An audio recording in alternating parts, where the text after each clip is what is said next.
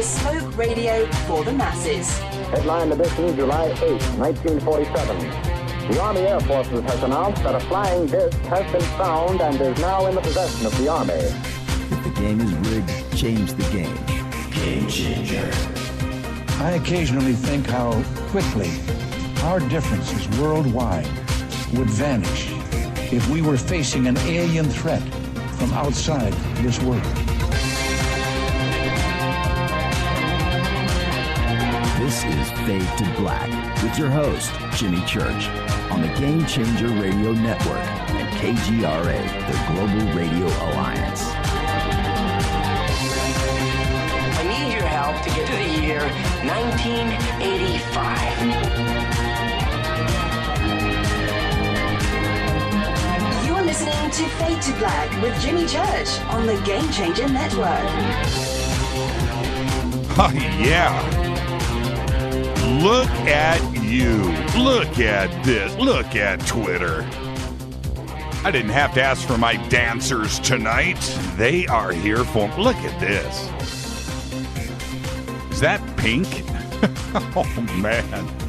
That's pink. Is that pink? What is going on? This is Fade to Black. I'm your host, Jimmy Church. Bespoke radio for the masses. Today is Tuesday, November 30th. 335 days into the new year. 31 days left. Can you believe it? And I would like to welcome everybody listening all around the world, all across the United States. Hither and thither, to and fro, back and forth, up and down, east and west, north and south, far and near. This is Fade to Black for KJCR, the Game Changer Network, and KGRA, the planet. I'm your oh-so-humble host, Jimmy Church. What is cracking? Yeah, man. You guys are fired up. Love y'all. Let's do this. Tonight is a John Titor night. All John, all night long. We have author Mike Sauve here. He's going to talk about his new book, Who Authored the John Titor Legend? All Titor, all night. Tomorrow night, another Fader night with John Rappaport. Oh, did I say it was Tuesday? What? Oh, man. I did, didn't I? Tomorrow night's another Fader night. I don't want to throw everybody off with John Rappaport and his No More Fake Newsroom live. Open lines all night long. The call-in number is 323-825-5045. What a week on the show. Douglas Rushkoff, Corey Good last night. Tonight, we have Mike Sauve here and his book, John Titor. We haven't done a Titor show in a while, and I'm really looking forward to this tonight. So buckle up, get ready, kids. Phone the neighbors. Get everybody involved. It's going to be one of those shows tonight. All right, tomorrow night, open lines, John Rappaport. Follow us on Twitter, at JChurchRadio. That's what you want to do, at JChurchRadio. Everything is interactive, flying left and right, chat rooms. Everything is live and interactive on this show. We do it every single night. Any questions that you have for myself or my guest, Mike Sauve, tonight, hashtag F2BQ. Hashtag F2B is the sandbox. You can email throughout the show, Jimmy@JimmyChurchRadio.com. All right, come and hang out in the sandbox.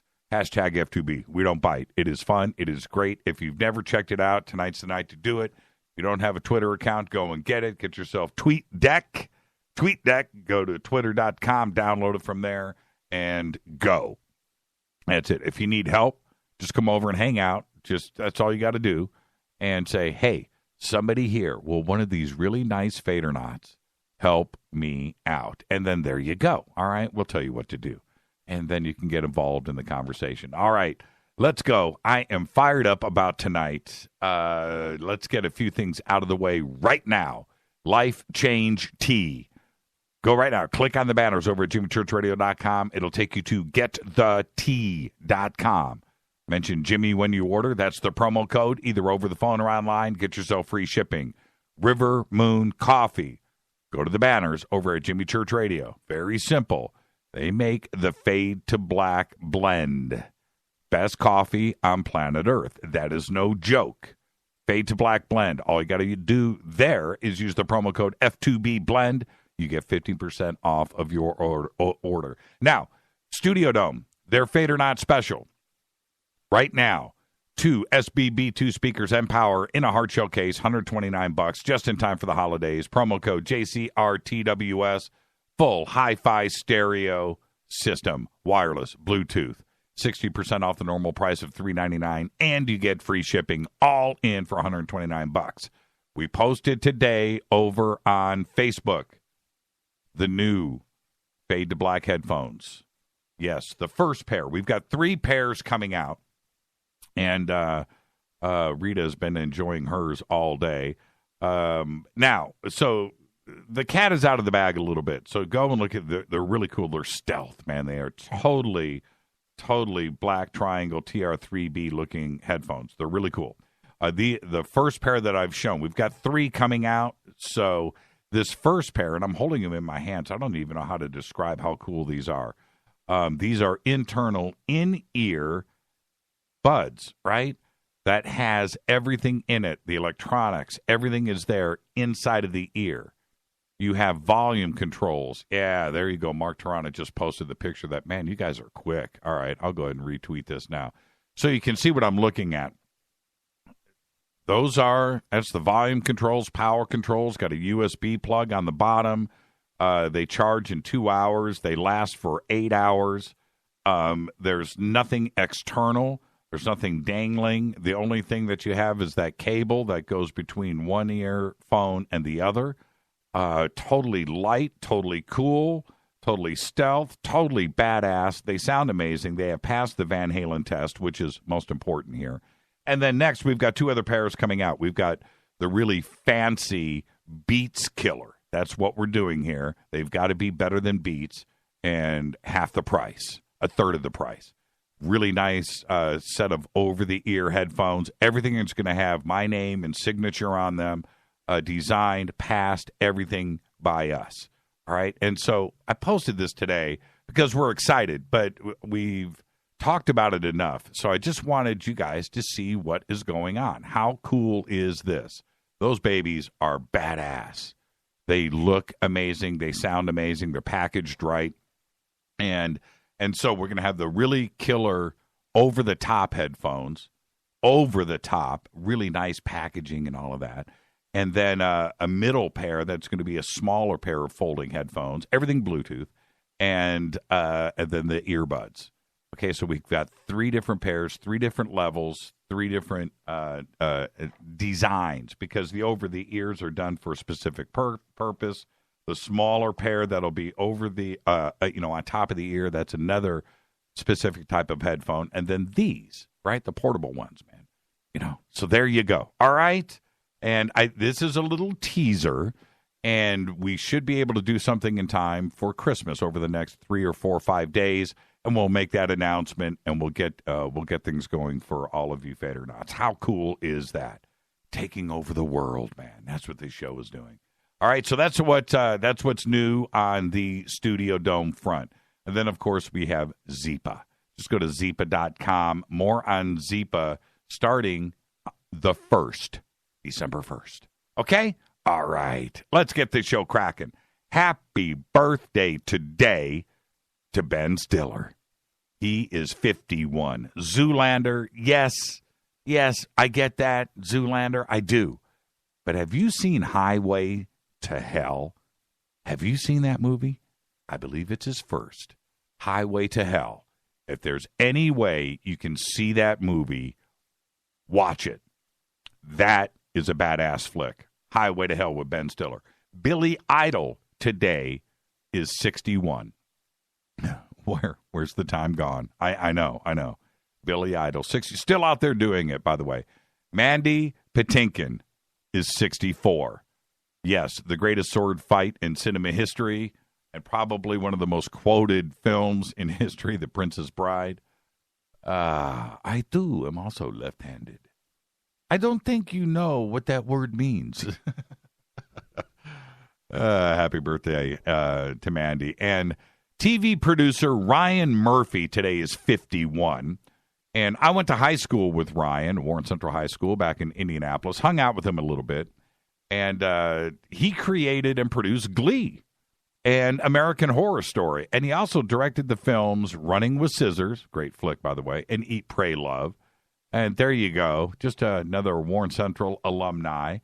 Ryan Murphy today is 51. Taking over Hollywood, that Ryan is. Our dead guy's birthday today is Dick Clark, 1929 to 2012, died at the age of 82. Of course, host for American Bandstand for like 150 years. That is all. Happy birthday, Dick Clark. On this day in history, Eileen Wuornos. You guys remember Eileen? Eileen Wuornos. America's first female serial killer. She struck for the first time on this day. The following day, the guy that she killed, his car contained a wallet, some condoms, and an empty vodka bottle. Was found abandoned in a remote area of Ormond Beach. And then nearly 2 weeks later, his body turned up in a Daytona Beach junkyard with bullets in his chest. Back when Eileen Wuornos, nobody knew who she was, and I was at Tower Records. I was always looking for really cool UFO documentaries and on videotapes before DVD, and I'm going through Tower, the documentary section, and I come across 2 documentaries on Eileen Wuornos. I'm like, what? Female serial killer? And I bought them. And I took them home, and what happened with her later happened with her later. But this was probably 5, 6, 7 years before the nation even knew who she was, and she has always freaked me out. Of course, she's now dead. She was executed, but Eileen Wuornos, 1989, things kicked off. Fader fact: the word Britain is derived from Breton, meaning painted. Yeah. Why? Because the Britons had tattoos. And that is a Fader fact. I wonder if the folks in Britain even know that. I wonder if they know. Well, they do now. That is a Fader fact. All right. Tonight, John Titor. And Mike Sauve in his new book, and we're going to be going through that completely tonight. I'm very excited about this. I reached out to Larry Haber this week, and I just had a long text conversation with him right before the show. We exchanged 10 or 20 texts. He is in India right now. He's in India. Couldn't make it to the show tonight. Wanted to. He loves the show, loves all of you guys. He loves coming on. Couldn't do it. He's in India. He'll be back in a week, and then we'll get him on the show to make a couple of announcements. There was a rumor going around this week, and I don't know if you heard it, but that Larry was fired by the Titor family. Okay, that's the internet rumor. So I reached out to Larry a week ago, and we talked about it, and then we talked earlier this week, and I knew that he was traveling. I just didn't know he was traveling to India. So anyway, he hit me right before the show tonight. I was reaching out to him all day today, and he goes, dude, I'm in India. And so anyway, so we talked. And I asked him for a statement on this. Now, I'm going to have him come on the show and explain things and do his thing. I will say this. Oh, man, I want him to speak for himself. He says he was not fired. Okay, so that's what I'm going to say now. Now, what this really means and what's going on and stuff, I know what's going on, but I want Larry to come on the show and just have another conversation, and then he'll be able to explain to the world exactly what is going on. That being said, back in 2001, a man calling himself John Titor did introduce himself to the internet on a bunch of forums, a couple of forums, and as a time traveler, and that he was from the year 2036. The stories were incredible, and back then in this started to go down, 1999, 2000, 2001, and things exploded. And I was right there. I was on those message boards. I was in those forums. I was reading everything. I'll never forget the first time I saw the picture of his time machine. And I thought, holy crap. Here we go. Finally, something real. And back then in 2001, this is 15 years ago, 2001, 15 years ago, 16 years ago, the internet it was turning into what it is today, but it still wasn't quite there, was it? And that kind of mystery hitting the internet was a really, really big deal. We were all searching for answers on so many different fronts.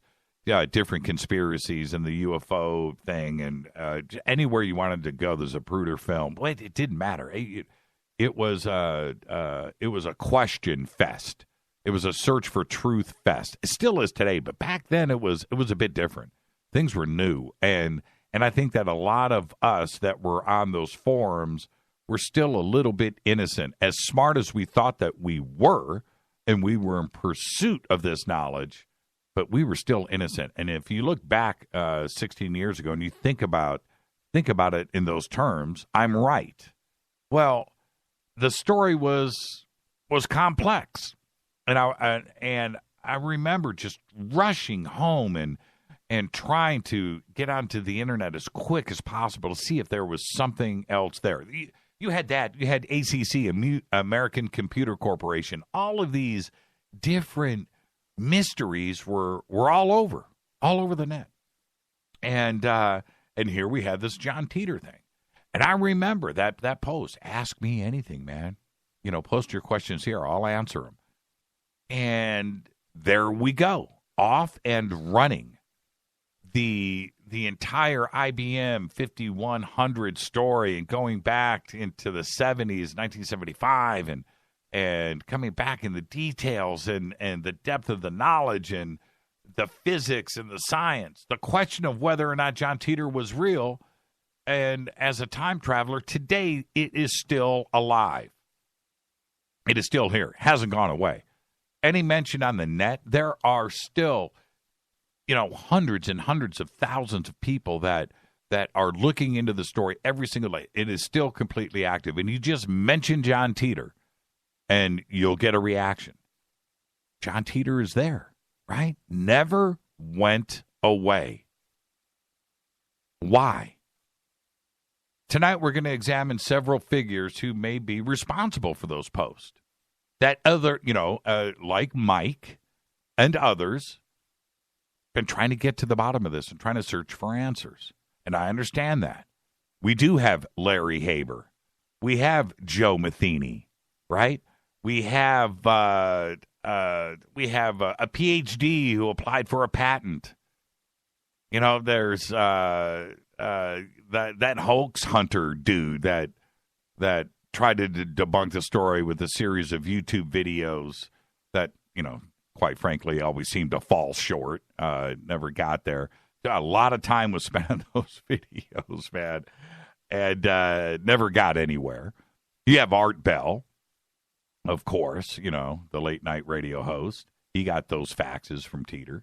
You have Oliver Williams. Reached out to Oliver today, too, as well. Oliver, if you're listening now, just call the show. You know what to do.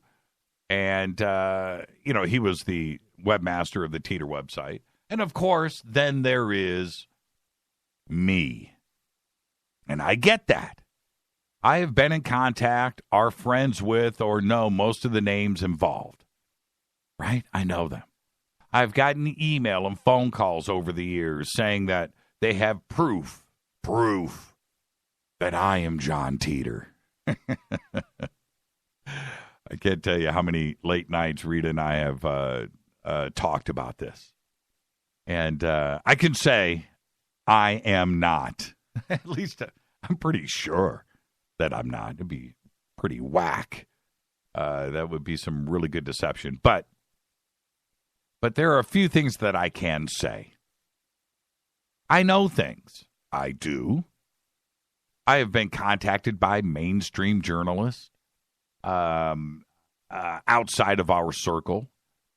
I traded information with over the years with some pretty serious cats that were not only on the trail because of this show, but were on the trail beforehand. And in that, finding this show, and, all you got to do is search John Titor, this pops up, and the next thing you know, and that were uncovering some amazing facts and data from around the country that I've never shared on the show. I've stayed back with the information because it's not mine. It's somebody else's, and another journalist and investigators out there. Again, outside of our circle, names that you have never heard of. And names that you know, but outside of the conspiracy circles. And it's their information, it's their research, it's their stuff. Maybe they're doing a book, maybe they're going to do a documentary, maybe there's going to be something posted on CNN, whatever, right? It's their stuff. So I'm not free to talk about it, but I've been asked to comment and to look into this stuff. And it is all very interesting with some very, very specific information. All right? And I have made contact with some very serious people on this. Again, always outside of the circle. That's how big the John Titor story goes. Do I know the truth? I'm not going to say. One day I'll spill the beans. I will. But for now, I'm a sponge.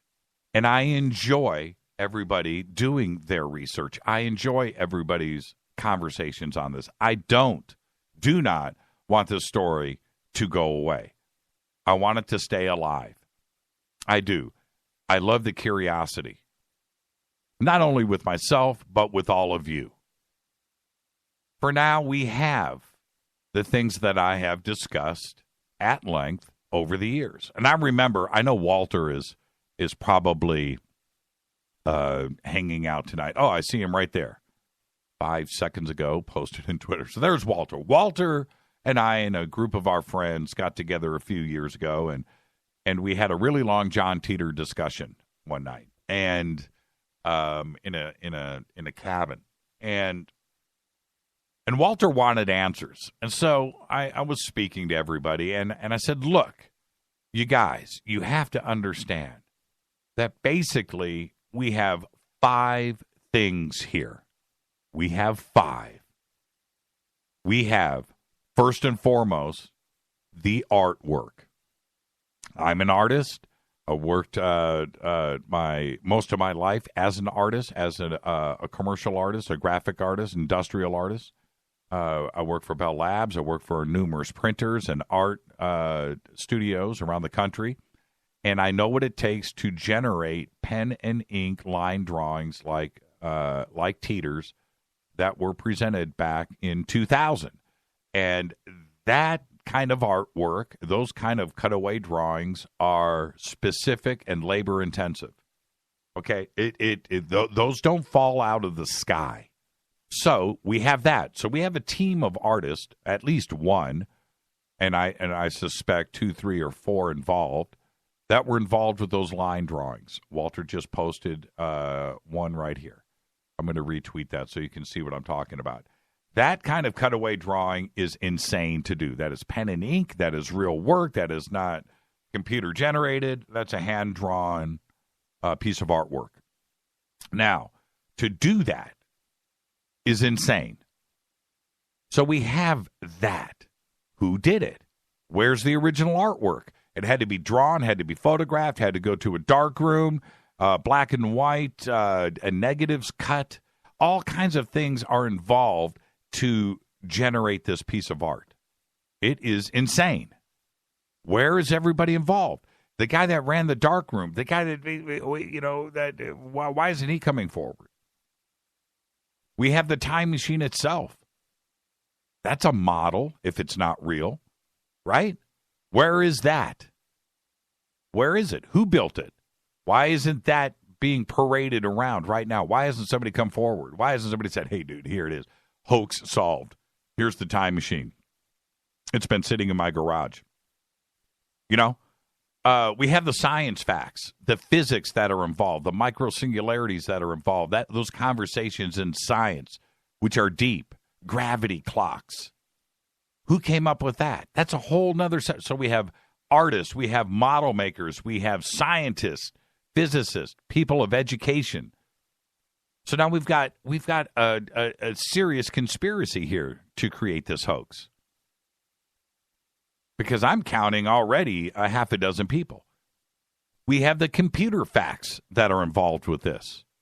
So now we have another side that is outside of the science community.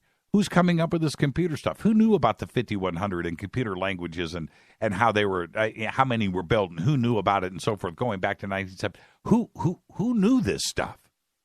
So you have that part, and you have to weave this tale together.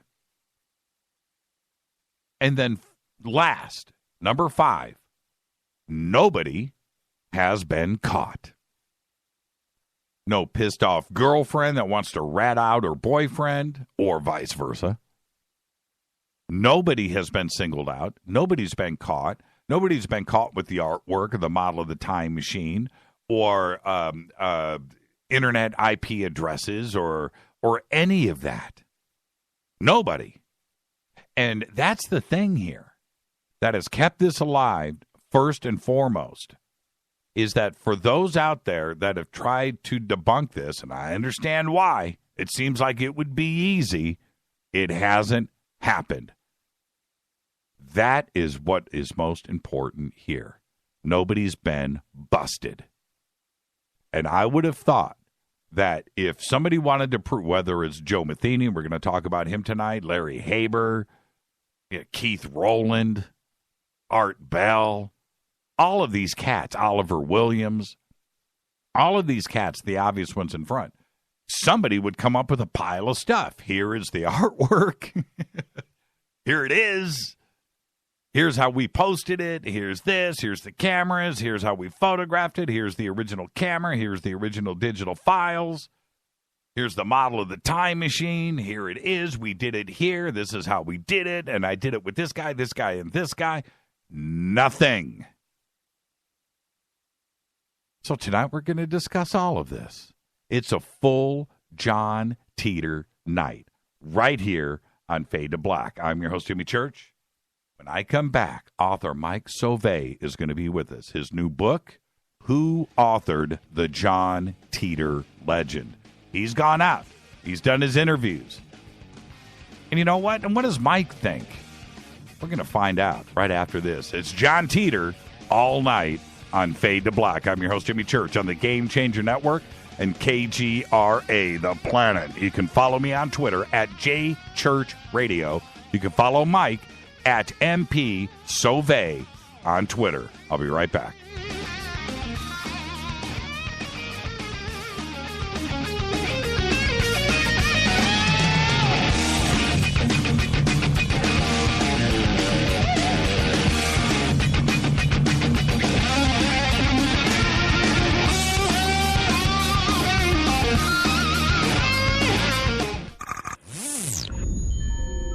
You're listening to Jimmy Church, Fade to Black.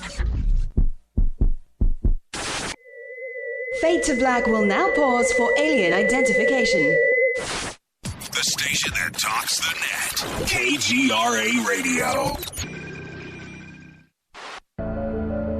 When you take the beans from Central America with dashes of Indonesian and African mixed in and then roast it to the dark side of Fade to Black, you create the ultimate brew of fringe. Introducing the Fade to Black blend from Rivermoon Coffee.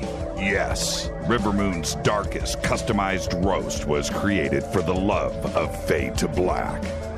The alchemy of masterful roasting and smoking the beans is in every sip of this full-bodied, dark Java. I need my coffee dark, deep, with distinct bittersweet chocolate highlights, just like the bunker.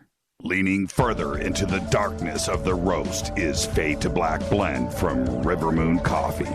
Just click on the banner at jimmychurchradio.com and use the promo code F2BBLEND for 15% off of your order today. Go Beckley Teppy. Hi, folks. In a world of GMO, genetically modified organisms, that is, chemicals, processed foods, and a healthcare system that's unraveling like a cheap suit, it's time to prepare. God created herbs, and herbs help man. Our body can heal itself, just sometimes we need assistance. You need some help? GetTheTea.com. That's GetTheTea.com. Our mild detox is quite powerful with its unique blend of 8 different herbs. And if you're looking for more, our non-GMO supplements will help you with different needs you might have. Health should be a top priority. Take care of your health naturally. Log on to GetTheTea.com. That's GetTheTea.com. Give your body a treat. Let the herbs do their thing naturally. Read all the testimonies on the website, GetTheTea.com. That's GetTheTea.com. Sickness and viruses are like intruders, and herbs are like warriors. Let the tea work for you. That's GetTheTea.com. 9 out of 10 geneticists agree. Fade to Black is not your father's radio show on the Game Changer Radio Network and KGRA, the planet. Hi, this is Chase Klutsky with Fate Magazine Radio, and you're listening to Jimmy Church and Fade to Black on the Game Changer Network and the KGRA digital broadcast station, where the Fader-Knots rock. Hi, this is Rob Reiner from Anvil, and you're listening to JimmyChurchRadio.com. What's up? I'm Chris. What up? This is Kyle Massey. You're listening to Jimmy Church Radio.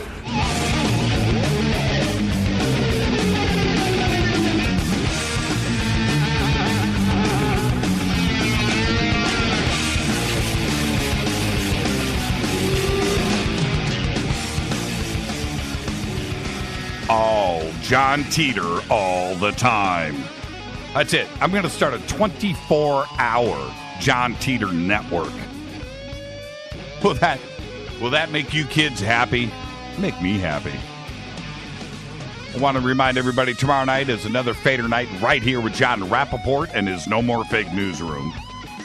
Open lines all night long. Call the number is 323-825-5045. But tonight, it's author Mike Sauve. Mike has written nonfiction for the National Post. His fiction has appeared in McSweeney's. His novels, The Wrath of Skrellman and The Apocalypse of Lloyd, are available from Montag Press. His latest work, which we are going to discuss at length tonight, is the new book, Who Authored the John Titor Legend. You can find him at MikeSauve.com. All of the links are at JimmyChurchRadio.com. Follow him on Twitter at MP Sauve. That's Sauve. And I'd like to welcome for the first time to Fade to Black, Mike Sauve. Mike, good evening. Mike. How you doing, Jimmy? Oh, there you are. Don't scare me like that, yep. Mike. Oh, sorry about that. Yeah, it's all good. It's all good. It's all good. And welcome to the program. And let's get things started quickly here because we have a lot to cover tonight. But you get the first time guest disclaimer, man. And, trust me, it's an honor. And so I'm going to do it now. This is just you and I sitting on my couch talking as friends. Where we start, where we end, but we're going to end as friends. There you go. You ready, Mike? Yeah, that sounds good to me. All right. So really quick, you are up in Canada, right? Yeah, I'm in Toronto. So I have a journalism degree, journalism background, and I've been interested in all the subjects you cover here on this show, but particularly always loved time travel. So as soon as I heard about the John Titor story, like many of our listeners tonight, I was pretty much hooked. Yeah, that Titor guy, he's got a way of sucking people in, and I can't wait to get to this. Now, I did reach out. I think I mentioned this to you briefly, but after I spoke with you today too as well, I had a lengthy text exchange with Larry Haber. And he is in India. He wanted to come on the show tonight. I've reached out to Oliver Williams. We'll see if Oliver catches us tonight on the show. He just might.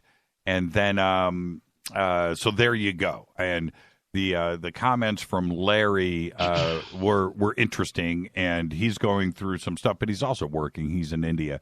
And so he'll be back on the show sometime after the 10th. in about a week and a half. And so there you go. I'll, if you want, I'll bring you back on the show. But he's part of your book, too, as well. So as we start to get started here, what first attracted you to John Titor? And I know you mentioned time travel, but everybody gets the hook, right? The hook in the mouth, and you get reeled in. For you, what was it about Titor? Yeah, I can remember the exact night. I was just on YouTube. You know how you get on the weird part of YouTube sometime? You go down the rabbit hole. And I clicked a coast-to-coast link, and I started talking about John Titor. And I remember distinctly getting like a shiver of pure excitement, thinking, wow, this sounds pretty legit. And as I was listening, I started Googling, and I was seeing a lot of the stuff that you mentioned in the intro. I was seeing the technical drawing, and I was thinking, well, if this is a hoax, this is a pretty good hoax. And from there, I read the posts, and I just kept digging deeper and deeper. And over time, communities form online. I'm very active with a couple of Facebook groups where we discuss John Titor. And we're always talking about any new developments. Like I was mentioning to you earlier in 2014 when Larry Haber was on your show. That was an exciting moment. And I remember he said there was going to be a departure video, and that never came out. But that's what we do. We sort of hash out these things together, and we talk about different theories. And that's sort of what I aim to do with the book, too, because a lot's been written about the John Titor posts themselves. But what I want to do is collect some of the things that have happened in the wake of the John Titor posts so that someone can get the entire story, not just what John Titor was posting, but everything that's happened since as well. It's a difficult thing to do, to chase down facts in this, right? To get to something.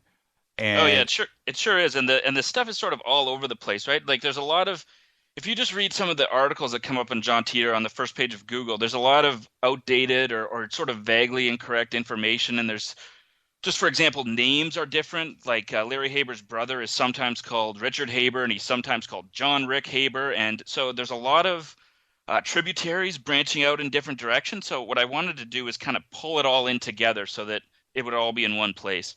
Now, and for a journalist and for a researcher, it doesn't really get better than Titor, does it? I mean, you can just go. I mean, it's a bona fide real-time mystery that's playing out in front of you. So there you go. And oh yeah, I love it. And that's what I think is so sad about people that are, self-proclaimed skeptics who will just dismiss this story out of hand. They'll look at it and they'll say, 2004, Civil War didn't happen. End of story, right? And these are people who are journalists too, and they'll just sort of snidely dismiss it when there's this great mystery that they could be digging to get to the heart of. And so so as you started to compile this together, why do a book about it? I mean, did you start to feel like you had something new to offer to everyone? Yeah, I think so. I think basically there's a book written called Conviction of a Time Traveler by Temporal Recon, and it makes the argument that John Titor was a real time traveler. It's a great book. I'd recommend it to anyone, but I thought it's missing that other side of the story, that what if he's not a real time traveler? And disclaimer, I'm not here to debunk the story. I'm here to say, I sort of split it down the middle. I say, okay, if he was a real time traveler, perfect. Most exciting thing to happen in our lifetimes. But if he was not a real time traveler, then the mystery of who wrote this story, why no one has come forward, why there's been no profits from it, how they did it, the things you were talking about earlier, all the different skills involved, that mystery is almost as fascinating as the mystery of whether or not John Titor was a real time traveler. Right. And I have had many opportunities with different players out there like Recon to come on this show. They've always declined, and part of the reason for that is there are so many people out there that claim to have inside information, right? And they know that if they talk to me, it's going to probably not play out for them in the right way that they want to play out. So they've got their little fans and followers out there. But if they come on this show, it's not gonna end well. Right. Yeah, you're gonna hold their feet to the fire a little bit. One thing, I talk with Temporal Recon on Facebook about these things quite a bit, and one thing he's very good at is diverting away from questions he doesn't want to answer. And I honestly, it's one of the reasons I included him as one of the suspects, because I notice he does share that similarity with John Titor. John Titor could do a bit of the old ole when there was something he didn't want to address. He could kind of get around it. And how do you feel about the timeline aspect? Because the reason why Titor has got an out, or anybody that would want to get into the time travel game, right? When you eliminate the paradox, or you eliminate the possibility of a paradox, or you then eliminate why things haven't happened to us that you have claimed, and you got the timeline aspect. Well, that happened in this other timeline. That's not in. You know what I mean? And it's what skeptics call unfalsifiable, right? If something's unfalsifiable, then it immediately has no validity to them. But I mean, the divergence he's talking about is exactly what, if you listen to somebody like Brian Greene or Michio Kaku talking about their theories of time travel, it's right on par with what they're saying. So it may be a convenient out, but it's also exactly how we come to understand how time travel may be possible. Right. And with anybody else that's out there as a player, and I have, I've always laid out my 5 angles on this, like I did at the beginning of the show tonight. Any of those 5 things, if anybody out there wants to say that they know the deal, well, then bring me, because I know that they can't. Okay, I'll just say that right now. I know that they can't. Bring me something. Bring me the original pictures that were posted. Bring me those. Bring me the model. Who built the model? Bring me the scientist who came up with the gravity clock. Bring me that and give me names, and then we'll have a conversation. But if you can't do any of that, then there's no discussion to be had, right? And I know we'll get into Joseph Matheny later, but that's one of what's so galling about his claim. So he's claimed to be one of 4 authors behind the post. And in a podcast with Project Archivist, he very dismissively takes credit for this stuff. He says, the time machine, yeah, that's just something a prop guy threw together. Oh, the IBM 5100, yeah, I thought that'd be funny. And it's very dismissive. It's basically saying anyone who's buying this stuff is like a dummy, and it's just this lark, and I can't believe people are taking it seriously. But then, yeah, if he were asked to come on your show and try to meet a higher standard of evidence than what those interviewers pressed him for, he would come up wanting, wouldn't he? Yeah, well, he's, I'll say this, as a matter of fact, right now, he declined to come on this show. And and there you go. I mean, I interviewed him, and he actually said the opposite. He said that you asked him to be on the show and that he declined you. Yeah, that's what I said. Yeah. I'm sorry. Yeah. Yeah. No, that's exactly what I'm saying. And I'm glad I didn't know that that my name came up, but I did, man. And I was very persistent with them. And I said, look, man, just come on. Let's talk. No, I'm not going to. There's nothing and it was, anyway, enough of that. He declined to come on this show, and as have others. And I know exactly why. That's all. That's it. I know exactly why. That nobody can bring something to the table. Nobody can. And that is the interesting thing here that I've got to throw back to you, Mike, which is nobody has been caught. Why do you think that is? Yeah, nobody's been caught and nobody's come forward. And I mean, I can tell you what some Titor believers would say, and they would say, including Temporal Recon, and he would say it's because John Titor's story is true. Mm-hmm. And that would explain why no one has come forward. And the other, but to go further into, if we assume that it was a story that was written by people, so you look at the motivations. Was it a profit motivation? Probably not, because there's been no real profit seeking. There was the John Titor, A Time Traveler's Tale, published on Amazon, but that didn't strike me as something that was going to be making millions of dollars. So what I usually come to believe when I am thinking about it from that lens is that whoever did this would have did it as a labor of love. And therefore, for them, it's worth it not to come forward because it allows the mystery to live on. How so? And I find that as an interesting take. I mean, okay, a labor of love. Okay, but how so? Okay, so you love time travel, and you're also a creative person, and then you create this story. It's interactive. It's kind of like an alternate reality game.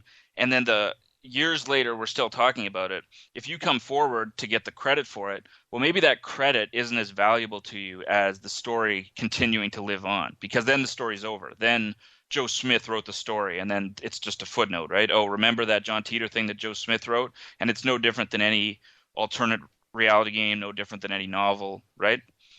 Yeah, well, yes, but this is my strongest issue with this. If it was just a fax that was sent into Art Bell, right, and it started and ended there, a phone call, right, and it was an actor, creating just for fun out of that. To get this so complex and so far-reaching so quickly involves it involves a cast and crew. It involves logistics. There are so many pieces to the puzzle that make this so complicated that is something that would be easy to unravel. There would be too many players involved here, and not to be able to catch somebody somewhere, and then everything just plays out in front of us. Well, let me use an example, and let me give you the other side of the Joseph Matheny coin here as to why a group of people might do something like that. So he, prior to claiming to have been behind the John Titor legend, him and his cohorts were responsible for an alternate reality game called Ong's Hat. And a lot of what he did was in the interviews, he wouldn't take credit for it. He wouldn't even acknowledge that it was a game. He would act as though it was real. So in a way that was the satisfaction for him and his group of people doing it, right? So that is the same argument for why he would, if he wrote the John Titor story, why he would do it like that, because it's about the thrill of the creation rather than and yes, you would have to enlist these people, but then maybe that's fun too, right? You're doing this thing with your friends and it's collaborative. Well, let's kind of start right there. Actually, we got ahead of ourselves. Who is Joe Matheny? Yeah, there's kind of two Joe Matheny's. There's the one who's a fairly big wheel in the tech sector in the 90s. He worked at Adobe. He worked at Netscape. And then there's the Joseph Matheny, who's the alternate reality gaming sort of guru. That Ong's Hat game was one of the first alternate reality games. And then there were also he did some work with movies. I can't remember which one. It might have been The Beast. It was a promo for AI. It was either that or another ARG for a movie. But he's sort of a Discordian. He identifies with Robert Anton Wilson, William S. Burroughs a little bit. And he sees himself as a culture jammer, someone who puts these things into the culture to mess with it, essentially, for the sheer fun of being a trickster. And he was sort of in these sort of the same circles of people that would be into the John Titor story. He had some pull because he was behind Ong's Hat. And then out of nowhere, about 2 years ago, he went on that podcast and he claimed to have written the story. And pretty dismissive, kind of laughing at people who believe it, and also calling out Larry Haber, saying he called Larry Haber, threatened him to take John Titor, A Time Traveler's Tale off Amazon. That they'd made a pact, him and the people who wrote the story, to never profit from it. He thought it was amusing when John Titor was in Steins Gate. He liked stuff like that, he said, but he didn't like. So if you're going to believe Joseph Matheny, then you have to also believe that Larry Haber is a fraud, right? Right, so, right. Well, he and Matheny, his background was, him and his buds would sit around. I don't want to put too many words into his mouth, but sit around, smoke a lot of weed, and dream up these interesting aspects of computer technology and the internet, and how to get this technology involved into things like Ong's Hat. And they were a creative think tank on the west coast of California, and that was the culture that John Titor arose out of, from this brain trust that was on the West Coast. And all interesting, great take, and he was part of all of that, if you take, him at his word. And I get all of that. But then when he comes in with, well, I had a model builder, that worked in the special effects industry and whatever in the Valley, and just whipped out this time machine, and it was too simple of an explanation without coming out with specifics. You know what I mean? It was just somebody that, to me, knew about the story and gave very simple answers to things. And I don't know about the hosts of Project Archivist, but I can tell you, whoever they are, they're fans of Joseph Matheny because they're just snickering, laughing it up. They're just loving everything he says, and they never really press him, and they're just having a good old laugh at all us, low IQ folks that are buying the John Titor story, essentially. Yeah, it felt that way, and which is fine, but extraordinary claims require evidence, and that's it. Yeah, for sure. Now, okay, so that is the Matheny side of things, and who else? Who is your next culprit? Well, as my friend Dan Scott says, all roads lead to Larry Haber. No matter what's going on, whether John Titor's a real time traveler, whether he's not a real time traveler, the only guy advancing the story is Larry Haber. He's the one that's continuing to move it forward. And so I'm sure most of your listeners know this, but a little background. Around 2004, he came forward as being an attorney for Kay Titor, the mother of John. Of course, that's not a real name. John Titor was a pseudonym. And he comes forward as being the attorney for Kay, representing the story. He starts the John Titor Foundation. He would go on programs like yours. He perhaps most famously, he went on Coast to Coast and acted as a go-between between George Norrie and Kay. Yep. So he would ask Kay a question, he would relay it back to George.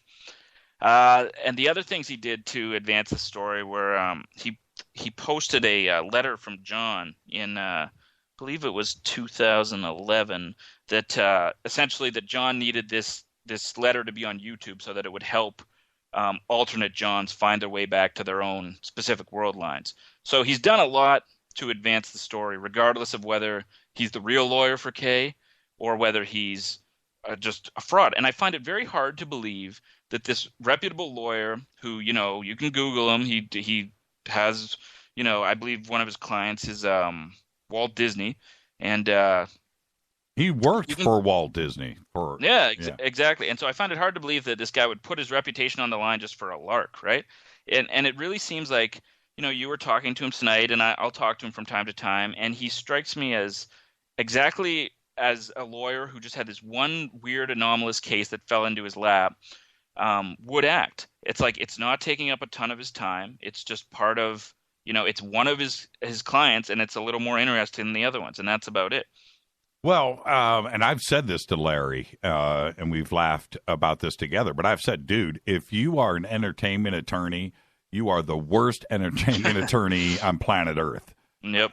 Okay? Because when somebody brings in the money play, right, then exploit this.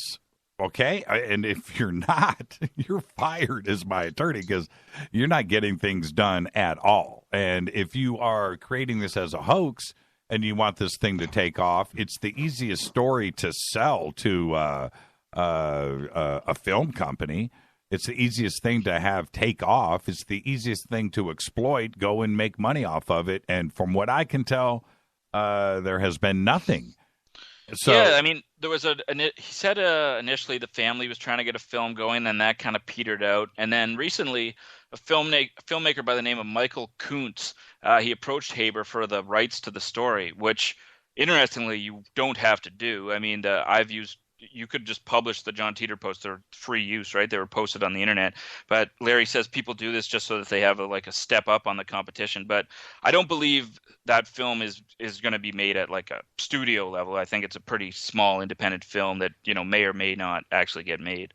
Right. And I again, I'm not defending Larry, and I'm not trying to suggest anything. I want to be very careful here about how I word things, but I'm not trying to do that. What I am saying is that if Larry and his family and his brother and his son and everybody that was involved did everything and all of this, and he's from Florida and this all came out of Florida, then why ground it? Why run it into the ground? Why not take things to another level? And he didn't, because he was just an attorney representing the family. That's the end of that. He didn't. Yeah, it's a great point, and I guess what it gets into is the theories around his brother Richard. A lot of people suspect that his brother Richard Haber, who's an IT guy, that he's the true author and that he's just enlisted Larry to represent it. So maybe if you want to go back to my earlier theory, someone doing it for the love of creation, maybe Richard did it, got Larry to be the front man, and then step back into the shadows. Certainly the Italian television show Voyager, they hired a private investigator, and that was the conclusion he came to, that Richard Haber was behind it. There's also some people consider this a smoking gun. Pamela, who interacted with John more than any other poster, it's what convinced her that the story wasn't true. And it's that Richard Haber owned the P.O. box that would later become the P.O. box for the John Titor Foundation. Now, on its face, this doesn't strike me as particularly damning. You know, you could just hand off a P.O. box to your brother, but the fact that Larry Haber has denied all knowledge of this is a little bit suspicious. Yeah. Again, and I've always found that interesting. And there was a series of videos that were out. I think it was called "In Search of John Titor," right? Yeah. Where is John Titor? Yeah, where is John Titor? And them showing up at the law offices, which were empty. You remember? You know, there's actually a sort of a fringe conspiracy theory that those guys, because they live so close to Larry, that they're actually like on Larry's payroll. Well, they did happen to find him. You remember, and they did that interview in the back room, right, with the cigars. They're all jammed onto the small couch. Yeah, right. And strange coincidence, but the for Larry to be open, and he's always been open to me, and he was open in that video, whether it was his friends that were doing this or not. You know, it doesn't really matter. Is that he's always been open. He's always said, dude, it's not me, right? And if it was, then you know what? This is to Larry's credit. If it was him, and this was all an elaborate hoax, then make that movie. Make that movie. Make that movie, man. Make that movie. Maybe they can make the movie based on my book, because that's what I try to talk about. There's also the possibility that Larry Haber is unwittingly just the front man for whoever did write the story, because as you know, he's never met Kate Titor. She was introduced to him by a colleague of his. They've only interacted over the phone. So let's just say, hypothetically, Joseph Matheny really did write the story. There's a permutation where Joseph Matheny and his pals do this, and then to give it this added layer of authenticity through a third party, they hire an unwitting Larry Haber, who will be the perfect spokesman because he isn't in on the game. Let's take a break right here. When we come back, we got to discuss the next culprit. Well, we're going to go down the list here, but Oliver Williams, very interesting character in this entire saga of John Titor. This is Fade to Black. I'm your host, Jimmy Church. Our guest tonight, Mike Sauve, and we're discussing his new book, Who Authored the John Titor Legend? And at the end of the show, let's see what Mike really has to say about that. This is Fade to Black. I'm your host, Jimmy Church. Follow me on Twitter, @JChurchRadio. You can follow Mike, MP Sauve, S-A-U-V-E. It's Fade to Black. I'll be right back.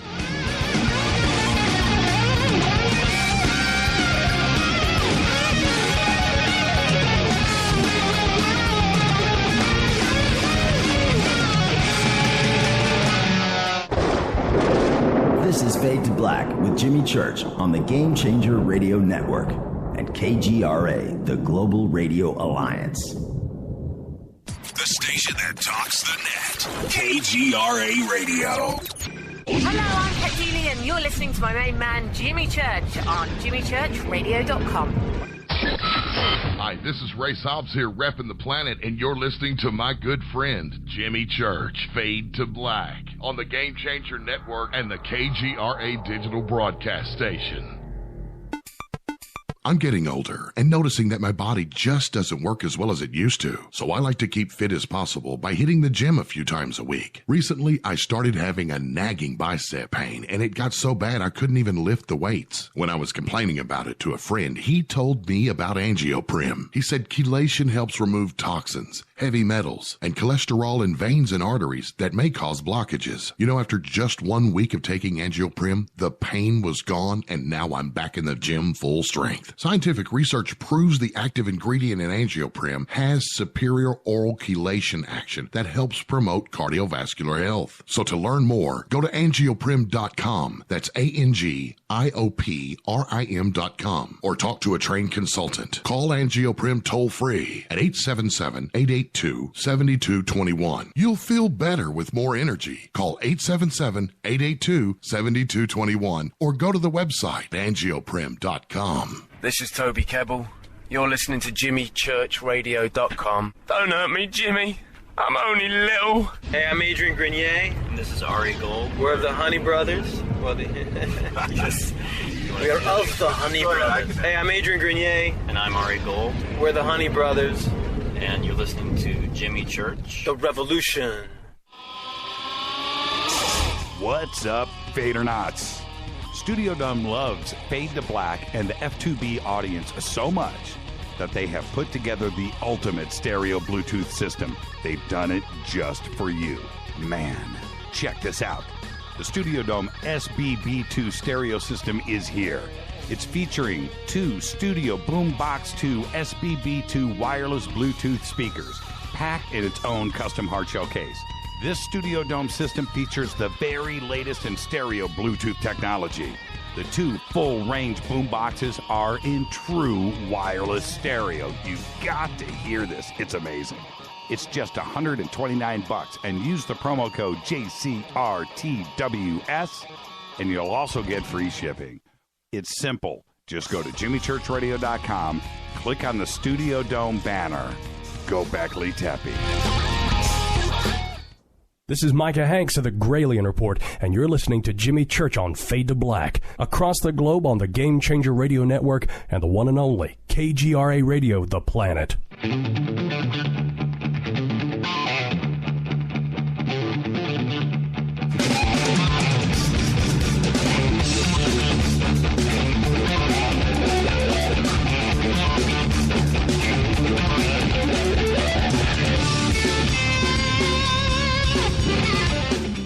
Welcome back, Fade to Black. Our guest tonight, author Mike Sauve. His new book, Who Authored the John Titor Legend. We're going down the list of suspects. And so Joe Matheny off the list. Mike, is that how you're feeling right now? Scratch it through Joe Matheny? Yeah, I think so. Okay. Larry Haber still on the possibility list for you? Yeah, I think you definitely have to include Larry as, like I said, I don't think Larry wrote the story because he just doesn't have that passion about the story. I think he may be the front man for the story, either unwittingly or not. Okay, so then you're saying we can take Larry off as the author of the John Titor legend. So then we can scratch Larry off of the list. Let's go to Oliver Williams. Who was Oliver Williams? So Oliver Williams, first of all, we all have a lot to thank Oliver Williams for because he archived the John Titor posts on his website, johntitor.com. And shortly after that, Art Bell post-to-post BBS, I believe it became corrupted. So a lot of those posts would have been lost if it weren't for Oliver Williams. And he's become sort of a de facto spokesperson for the story. He's appeared on your show. He's appeared on Coast to Coast many times. And he always tells the story with... I don't know if this guy just has perfect recall, but he tells the story like nobody's business. He knows every detail inside and out. And the only reason I suspect Oliver Williams is because I always get this sort of shiver of suspicion that this guy sounds like an author describing his book. Yeah, we can continue down that line. The only reason why I don't share that view, and we'll continue the discussion, of course, but he was the webmaster. He was, and especially back then, pulling down the post, getting them back up on his website. He read the information backwards and forwards. Of course, he was getting tons of email and interacting, and he knew the story as well as anybody out there. And I think he's a very bright, very sharp guy. You can tell by just talking to him. You know that he is he's smart, right? He's a very smart guy. So that's my take on Oliver. Just to play devil's advocate, you could maybe argue that he downplays the less sort of sellable aspects of the story and plays up the more believable aspects of it. But it could just be that he's, a fan like so many people. Yeah, there's that. And also, he just was in the right place at the right time. And he was able to get JohnTitor.com. Nobody wrestled him for the website, right? Didn't sue him for the name. And especially back then, I can't imagine the amount of clicks that he was getting on that website with the advertising. So, and similar to Larry failing to monetize the story, if Oliver Williams was in this for a big cash grab, that site is like very rarely updated these days, right? And it's still like a top landing space for people that are doodling John Titor. That's right. So if you really wanted to capitalize that site, it'd probably be humming with like right up to date, JavaScript and the whole deal. Yeah, and you have to wonder why that has never been done. I am, in a weird way, I'm glad that it is still old school, right? Yeah. Because it's still got that vibe to it. That's true, yeah. And that's the first place I went when I was listening to that first YouTube show I heard about John Titor. That was the first site that came up, and I clicked on the post and I started reading them, and it was off to the races. Well, it's still a great resource. Oh yeah, it's still a great resource. And you're right though. It hasn't been updated in a while. I don't even think I haven't been there in ages, but I don't even think my show is posted on there. No, he doesn't. He doesn't update it with things like that. Right. There are a couple, and this actually one of the Fadernauts tweeted this at me. There are a couple theories that he was calling Art Bell earlier as various time travelers. Art Bell would have his time travel open lines, of course. Right. And I looked into this. One of them, they claimed he was a lot of your listeners will probably remember Single 7. He was like John Titor before John Titor, right? Right. So people have claimed that Oliver Williams called in as Single 7, but he doesn't. He sounds a little like he would be disguising his voice pretty dramatically if that's him. I do see some of the same nuances, but there's a different tonality to the two voices. This is the thing. When anybody brings up Single 7 to me, there are, I'll just say this, Single 7, go back and listen to that. I remember listening to it live, right? But if you go back and listen to it now with a fresh set of ears, dude was a doofus. Yeah. Okay, there was nothing credible or believable or anything. That was entertainment. That's all it was. It was some guy calling in trying to have fun with a time travel story, that he was a time traveler. Not on the same level. There is an interesting coincidence, though, or maybe it's not a coincidence with Single 7. He says he's from 2068. Right. And then Art Bell later says, "Oh, you mean 2038?" And then Single 7 corrects him, and then Art's like, "Oh, I was trying to trick you." But those numbers are very similar to the John Titor number. So, once you get really conspiratorial with it, if it's this huge web, who knows? Yeah. Nah, Single 7 we can dismiss. And as far as a connection to any of this, just a doofus. And that's it. I don't want to hear from anybody about this. And the reason why is sometimes there are fans of not only Art Bell, but of these ideas that want to believe, right? And you cannot talk them out of it. Just like the Area 51 caller, right? People think that call was real. To this day, I get email on the Area 51 caller. I have brought on Brian Glass, who was the Area 51 caller, Michael Oming, another friend of the show, friend of ours, personal friend, that these guys are very famous in the comic book industry as writers and artists. They have huge careers, and they are very successful, right? They have nothing to gain by claiming that they were something that they weren't when it comes to the Area 51 caller. I've laid out all of the proof. And still, nobody wants to buy it. It is crazy to me. I can sit here and say, dude, it's case closed. It's done. No, but what about the satellites going down? Dude, let it go, okay? But they won't. And they won't do it with Single 7. They just won't do it. They will not let it go. I go back and I listen to Single 7 today, and it's like, what do people hear? What is it that they are hearing that they are convinced that this guy was a time traveler? I don't get it. But anyway, two things about the Art Bell time travel calls. First, it's part of in Matheny's claims. He says that was the inspiration. So if you just want to put on your hypothetical, Matheny as the author had, he said they recognized the time travel calls to Art Bell, and they recognized it as a hot trope, and that's what gave them the idea to go with the time travel theme. So I think it is worth thinking about, because that sort of time travel enthusiasm was in the air in the circles that would listen to Coast right around the time John started posting. Well, okay, and I accept that, because that is as a theory, because that's exactly what Brian Glass and Michael Oeming said about their call when they called in as the Area 51 caller, that they were just sitting up, listening to Art Bell, doing their comic books, doing their writing, and drawing, and listening to the show. Same thing that they do today. They listen to Fade to Black, right? And they're inspired by the show, and they just sit and create these things, and it's part of their creative process.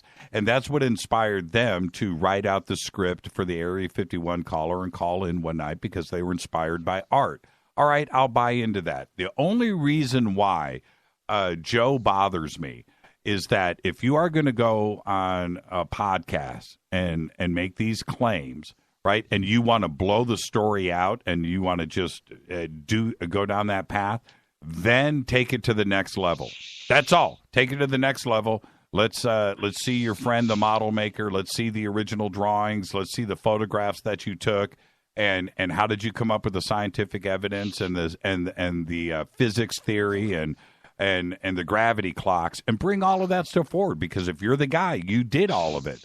Conveniently, he says those people have careers and they don't want to come forward, so that just kind of strikes that out of the equation for him. What career is going to get damaged about creating one of the greatest hoaxes in modern history? Yeah. I'm a prop builder, and I built this great prop that no one can figure out what it is, and yet somehow this is going to hurt me. You're not going to want to hire someone for your movie because he made a John Titor time machine that everyone is fascinated by. No, you are the new Douglas Trumbull, man, and you will be one of the most hired model makers in Hollywood if you come out as the guy that did the John Titor time machine.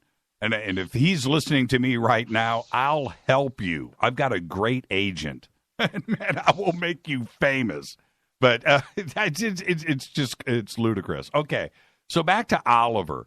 You feel that Oliver should stay in the list as a possible author? It's just a hunch. I mean, there's no hard proof I have. I just feel like his involvement from the start. I think it's the same reason you get brought up a lot of the time. I actually wanted to go back when you're mentioning Brian J. Glass.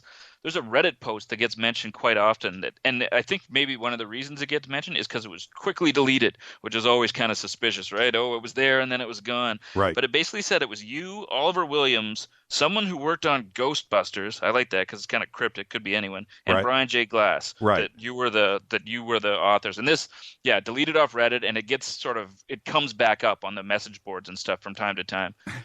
Interesting. Yeah. One day I'll come clean, but there's, I think that I want to say this, the interest and the investigation and the curiosity that everybody has out there, that needs to continue, and I don't want that to go away. I just don't. I don't. Anybody out there that claims, right, they want to continue to make their claims, let them continue to do it, because I know the truth, right? And so let's just let it continue. Well, I think that I do, actually. So, okay, that's interesting. You're sounding pretty suspicious, It kind of makes me think maybe I should have had a Jimmy Church chapter in the book too. Well, yeah, that's an ego thing. But the other aspect of this, and now because I am in contact with everybody, right? And then I got contacted. This was about 2 or 3 years ago. And somebody said that it was Keith Rowland, right? Oh, yeah. Yeah, that'd make sense. Well, and this is the thing. Keith Rowland, who is Art Bell's webcaster or web guy, that also runs Dark Matter radio network. I don't even know if it's still running, but I think it is. He runs a radio network. And Keith, I'm going to say this, that I confronted Keith. I actually one day said, okay, look, I got to send you this stuff. So I sent him all of this information that was sent to me on him being, the guy that created John Titor. And he calls me back, and we had this long conversation about it. And he, I'm going to say this, Keith, I'm going to be gentle here. Keith doesn't have the ability to communicate with others to move things forward. Okay, he's in his own little world. He's in his own little computer world and his web world, and that's his thing. He's a nerd. He's an old nerd, but he's a geek. And so his communication skills, his gregariousness is not enough to communicate to a team of people to pull this off. Okay. Right. Well, I guess that's the benefits of the team theory is that maybe he's just the science guy, right? And then there's someone else who's the writer, and there's someone else who's like a good manager who's managing everybody. Possible. But when I again, I don't want to speak for Keith because he's not here. But when I asked him about this, he was very like, well, yeah, I kind of remember that we were managing the message boards, but I wasn't really the guy. I mean, I kind of remember back, but no, it was just weird how either he was just completely lying to me, or that his association was just that brief little span of time where he was dealing with the forums and backed up the forums and moved it somewhere else, and he kind of remembers the story. That's the way he hit me, and I mean those were his words. So, and again, it's his lack of communication skills to other people. He doesn't have them. He can't engage in a conversation. So I just don't see him putting together or participating in something this complex. I just don't see it. I definitely think if it was a team, that there was one person who was the tip of the spear in terms of the communications, because that's another thing that's dubious about Matheny's claims, is he claims that different people were posting at different times of day, and sometimes it'd be this guy and sometimes it'd be that guy. But I see too much of a consistency in the posts. And of course, the thing that always impresses me the most, and I usually, when I'm trying to sell people on the John Titor story, I always point out that he was just as effective in the IRC chats as he was on the message board. So he was answering things in real time just as effectively as he was, when he had a little time to maybe go look something up. Have you been able to? And I'm looking at everybody posting. I'm not ragging on Keith at all. All I'm saying is trying to out of the my goodness gracious. Let's see, 365 days in a year times 2. That's 700. So let's just say out of the 1,000 phone calls that I have had with Keith, it is they were always. Yes, and very difficult to get a conversation going because that's not his thing, right? And I just want to make that clear. Nice enough guy. I'm not saying anything negative. I just don't see him being somebody that could orchestrate and communicate and make outgoing phone calls. Okay, this is what you're going to do. This, I just don't see that. That's not the way that his mind works. So no, I believe him when he says no, because I asked him. I think it speaks to the interest in the story that anyone who's even tangentially connected will eventually become a suspect because there's just not a lot of proof out there to go on. So just his very involvement of running that BBS is enough to drive a little cottage industry of Keith Rowland speculation. Right. But I can officially take Keith off of the list. I have no problems right there. Keith off of the list. Now, for you, as you went through, and I find this interesting because you came into this later in the game, right? You weren't part of this in 2001. Yeah, I mean, I was only 17 then, so I was kind of, going to parties, that sort of thing, not reading about John Titor anyways. And yeah, so you can also strike me off the list. I wouldn't have been able to write this when I was 17. But as an adult looking at all of this and starting to read through the threads and looking at the science data and looking at the computer data, and you're a journalist, were you able to find any holes in the story, or were you more convinced as you went along? I see the same hole. I think some of the things that get bandied about as being this sort of the really solid evidence has a little more holes than people let on. Like, for example, Oliver Williams has said that some of the engineers of the IBM 5100 said, I've heard alternatively 20 people knew of the IBM 5100's unique capabilities. That's to emulate APL and BASIC. And I've heard a number as low as 8. But I've read, in some of the message boards where like the nerds get together to really hash these out, that like nothing was that well kept of a secret at IBM. Like, so the numbers probably would have been quite a bit higher. So if you want to shoot that one down, maybe you could say, all right, maybe it's actually a couple hundred people, and maybe that's the genesis of the story. I have this unique piece of information, or my father's given me this unique piece of information. Ergo, I can go forward and pretend to be a time traveler with more validity than someone who didn't have this information. Well, that part of the story, for me, it's kind of like what came first, the chicken or the egg? Because do you have this kernel of truth, of fact, which is the 5100 and its hardwired communication abilities and why it was used, and then you base everything on that, right? And then you move forward and turn it into a time traveler story? Or do you have the time traveler story and then you backtrack and involve the 5100, right? I don't know. But the thing is, and especially back then, knowledge was not out there like that. I mean, you would have to go and chase this story. There were so many other things that you could do as far as a computer fact from the early 70s that would be more difficult to prove, and also more of a secret.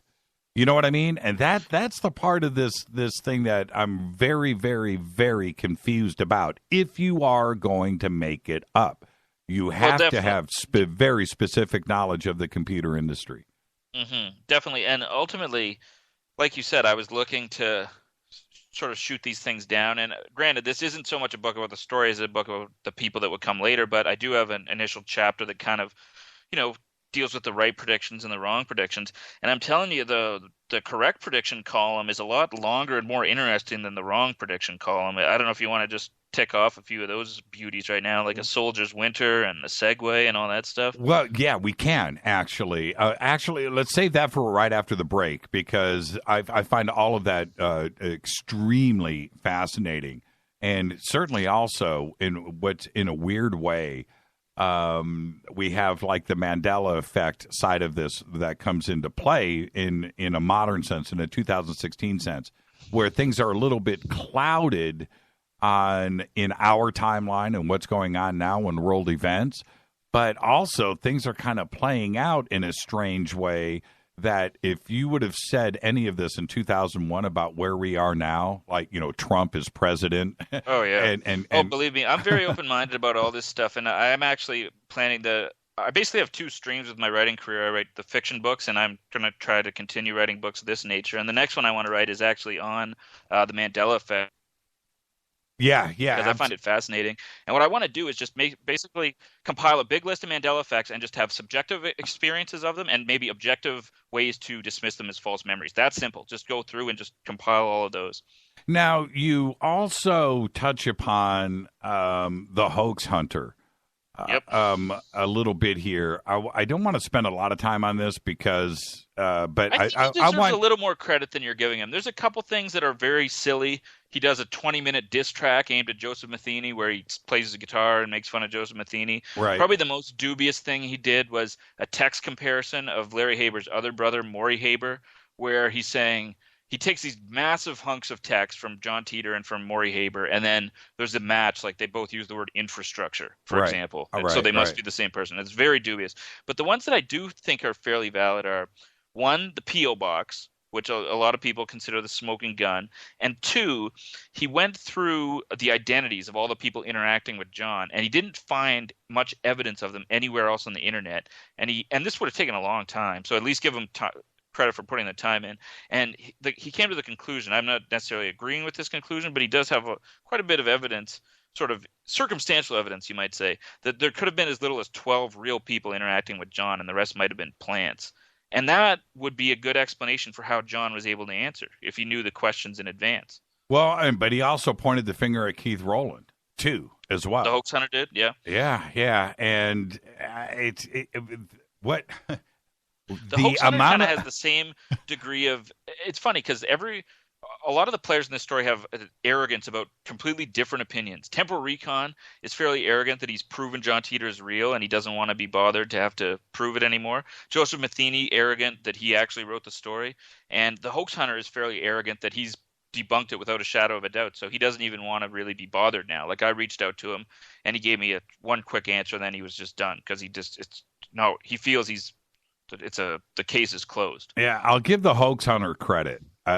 So much work was put in to those videos and the research. I'm going to give all the credit in the world, but man, they all fell short. That's the thing. And it was like, I remember when he did that one last video. Okay, I'm back. Like after a couple of years. I could be wrong here, but and I was like, okay, finally. Is he going to wrap this thing up? And out of all of that work that was put into all of that, to have it fall short completely, by the way, and you're absolutely right. When you look at everybody else that's in the John Titor circle, when you go from Oliver Williams to Matheny and to Rowland and to Larry Haber, they all can't be the guy, right? They all can't be right. So we're right back to where we were. Think about that. It's a pretty fascinating angle to look at it. They all can't be right. Yeah, and what makes it even more fascinating is when you start working in the permutations of who might be in bed with each other. Like, there's actually some ties between Temporal Recon and Joseph Matheny. So then that lends some credence to maybe if Joseph Matheny's behind it, then Temporal Recon is one of his co-authors. Because you can make sort of the same argument for Temporal Recon that I was making for Williams earlier. Excuse me. Why be so vociferous of a defender of the story, right? Why does he have so much invested in defending the story? So it kind of, it lends credence to the idea maybe he's responsible for it. Yeah, absolutely. All right, let's say, easy there, Mike. I know I've got you excited. Let's take a break right here. This is Fade to Black, all John Titor, all night long. This is Fade to Black. Mike Sauve is our guest. His new book. Now, you got me all choked up. Who authored the John Titor legend? This is Fade to Black. I'm your host, Jimmy Church. We'll be right back.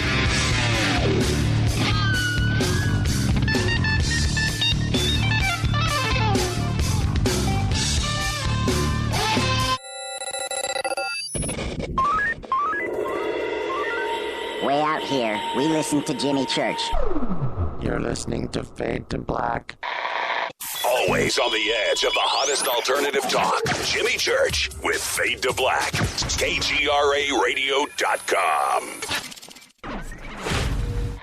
¿Qué tal, mis amigos? Yo soy Mario Carson, el tiburón, y los invito para que escuchen a mi buen amigo Jimmy Church Radio. ¡Claro que sí! You get a Zeepa. You get a Zeepa, you hear me? What's the name when you snort? It's Zeepa, Zeepa. It's the thing we're craving for. It's Zeepa, Zeepa. You can't sleep all night. Zeepa, Zeepa. And wake up feeling right. It's Zeepa, Zeepa. Makes me love my husband more, 'cause he no longer snores. Zeepa, Zeepa. It's Zeepa, Zeepa. Zeepa's different than any other device because it actually works. A lot of these other devices, they just bring the jaw forward. That's it. However, the thing that makes Zeepa different, it stabilizes the tongue, basically, with this elastic band. But right here, Jimmy's telling you that this is a unique device. Go to Zeepa now, buy it, and stop the snoring. Get a Zeepa, ZYPPAH.com. Zeepa.com. That's ZYPPAH.com.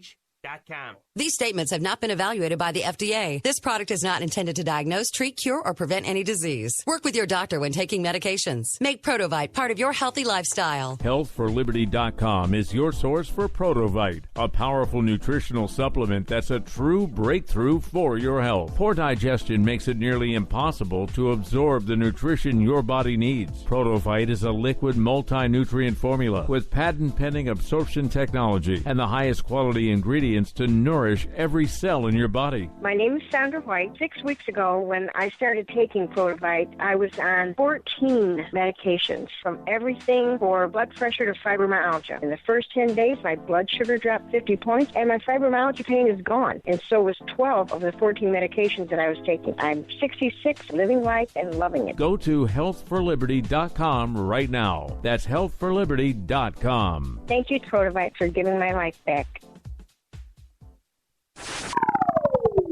You are listening to Fade to Black with Jimmy Church on the Game Changer Network.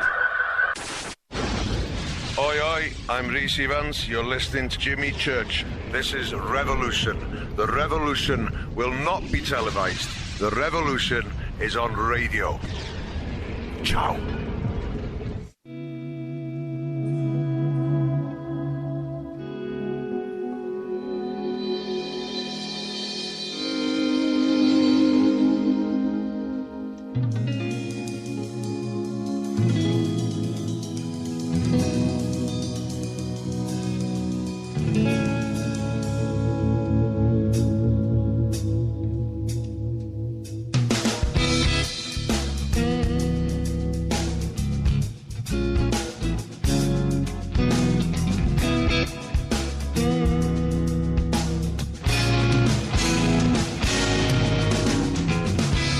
Welcome back, Fade to Black. Our guest tonight, Mike Sauve. His new book, Who Authored the John Titor Legend. It's John Titor all night long, right here on Fade to Black. All right, follow me on Twitter at JChurchRadio. You can follow Mike at MP Sauve. Now, the links are up in Twitter. You can go and do that, but it's MPSAUVE. Now, Mike, before we move to some of the predictions of the future that were given back in 99, 2000, 2001. There's this other guy running around right now calling himself John Titor, right? Yep. It sure is. Now, I'm laughing because it is funny. But did you reach out to him? No, I didn't actually, because he just I feel he's getting enough attention, and I feel it's kind of unwarranted, and I think it's kind of unfortunate because essentially all he's done is taken the John Titor name. He actually, I believe I heard him say at one point that the original John Titor was the fraud, and it never really clarifies why he calls himself John Titor then. So everything about that guy, and I know there's been quite a few John Titors on Facebook, and I'm pretty sure this guy was selling hats and T-shirts and stuff. So why he gets treated as a credible figure is kind of bewildering to me. Okay. And I think it's a little unfortunate because, if you're into John Titor, or if you're even worse, if you're not into John Titor, you see, he's going to be on this program, and I'm going to find out this John Titor's all about, and then it's a bunch of baloney. Right. Yeah, there are a few suspects that will never be on this show, and your mother said, never say never, right? Well, John Titor will never be on this show. That will never happen. So, okay. Now, I was just curious if you had a conversation with him at all, because I'd be interested to get your take on it. But now we can move on. The claims. Let's go with the negative column first. The predictions of the future. What do you have in that column? Yep. So the two, and again, all this can be attributed to the 2.5% divergence he talks about. So the big ones are civil war. He said there'd be a civil war between the rural areas and the cities, and that it would start to percolate around 2004. And what's interesting about this theory is, when you go back and, as I've done, listen to old radio shows and podcasts about John Titor, at every period, people are saying, oh, maybe this is this, like when Obama was elected in 2008, maybe this is the Civil War they were talking about. Right. And it just keeps going. And almost every year, people are thinking, well, this is the lead up to Civil War. Temporal Recon's big on that. He'll post stuff about, the militarization of police and stuff like that, and argue it's basically validating John's claims. The other one, there'd be no Olympics after the 2004 Olympics. Of course, there were. And the big one, thank God, that the U.S. would be nuked by Russia. And that would lead to this sort of post-apocalyptic world where John was in a shotgun infantry when he was 13, and the grid was essentially destroyed, and they obviously had the technology for time travel, but so one of the big questions is, why go back in time to get an IBM 5100? Why not just rebuild it? And I guess that's the reason some of the stuff is just eliminated when this nuke goes off. Right. So those are the three. And the other one, this one's kind of should be in the maybe pile, I think, because he was very concerned about Jacob Creutzfeldt? Creutzfeldt-Jakob disease, which is mad cow disease in humans, essentially.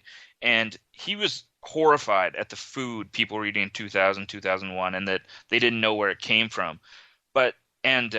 He was, I don't know if he ever explicitly said it, but there was a lot of implicit suggestion that in his time, Creutzfeldt-Jakob disease was a major problem. And I don't know if you've ever seen YouTube videos of people who have this, but it's horrifying. Mm-hmm. But the thing about Creutzfeldt-Jakob disease is the incubation period is extremely long. It's over 10 years.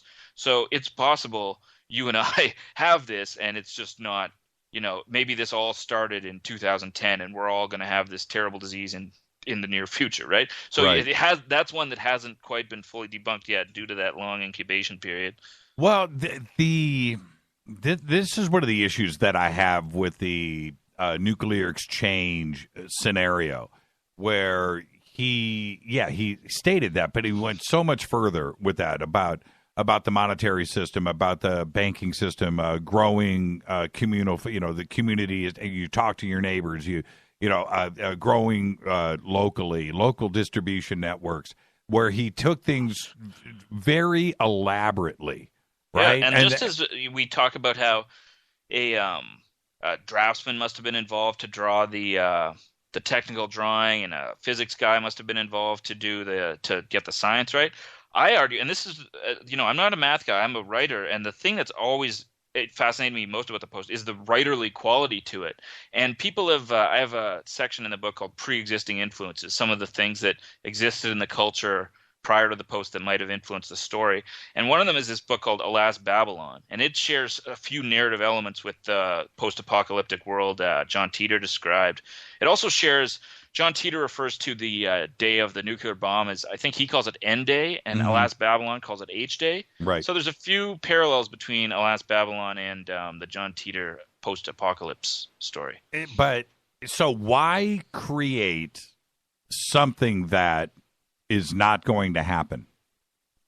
Okay, that's my point. Why, if you're going to go and post something like that, in 2004 after that, no Olympics. Well, you know what? The Olympics better not happen. I mean, that's a very easy thing to just shoot down. It's too obvious and out in front, right? It's a good point, but okay, so one, or this nuclear, maybe he was a real time traveler. You can always say that. But two, maybe he felt he needed something concrete, because if it was all, I don't know, maybe, I can't tell you, then it might not have had the same bite. So maybe, assuming this is someone writing fiction, they knew they needed some hook, and they just had to roll the dice on something. Yeah. And some of the accurate predictions are things that, a skilled futurist might come up with. So maybe he just looked at, the scope of world history and said, okay, what's likely to happen? And just, it's kind of an educated guess. Well, and then you have, and especially back in 2000, you had the collapse of the internet, right? Because, and in computer systems, because of the dating of the year 2000 and the extra digits, and what was involved there.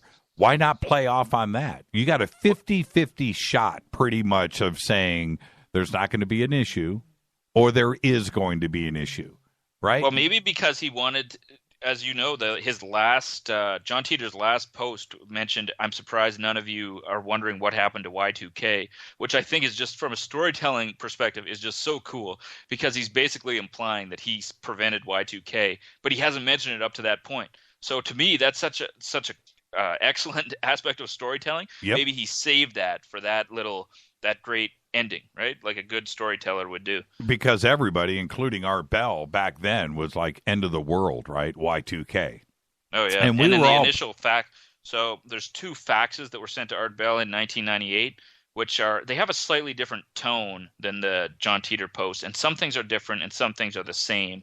But one of those faxes is focused pretty heavily on the Y2K stuff. It's interesting because what a lot of people don't talk about is the idea that the basic timeline goes from 2036 to 1975, then back to 2000, but he mentions he's going to stop in 1998. So this works on 2 really interesting levels. If, say, some cohort of authors had sent those faxes, then it explains why the faxes are there. And I don't know if they thought that out in advance or they just did it later to cover their tracks. Or, of course, if he's a real time traveler, he really does go back to 1998 and does who knows what. Right. And then we have the other aspects of this that, for me, I need to make this very clear to everybody. We have the CERN prediction, which did happen, not exactly in the same timeline or the linear timeline that he had stated, but it did happen. And I think that the CERN stuff with black holes that ended up happening, I think it caught the world by surprise. But he plays it out word for word here. And I find that extremely interesting. And it's the other aspect, the physics aspect, that I want everybody to understand here in his time machine and how he explained micro singularities with the gravity clock. And that having to get solved in order to make time travel possible was something that was never really discussed in any science fiction and was, because all science fiction to me is just regurgitated stuff, right? Okay, yeah. And I get that. But it was the way that he played that out there for everybody that I want everybody to take note on this aspect of it. And then CERN, boom, does their thing. Exactly. And, I think today you open up the science section of the New York Times and you'll see, do parallel realities exist? Are we living in a multiverse? This has become a regular part of mainstream scientific discourse.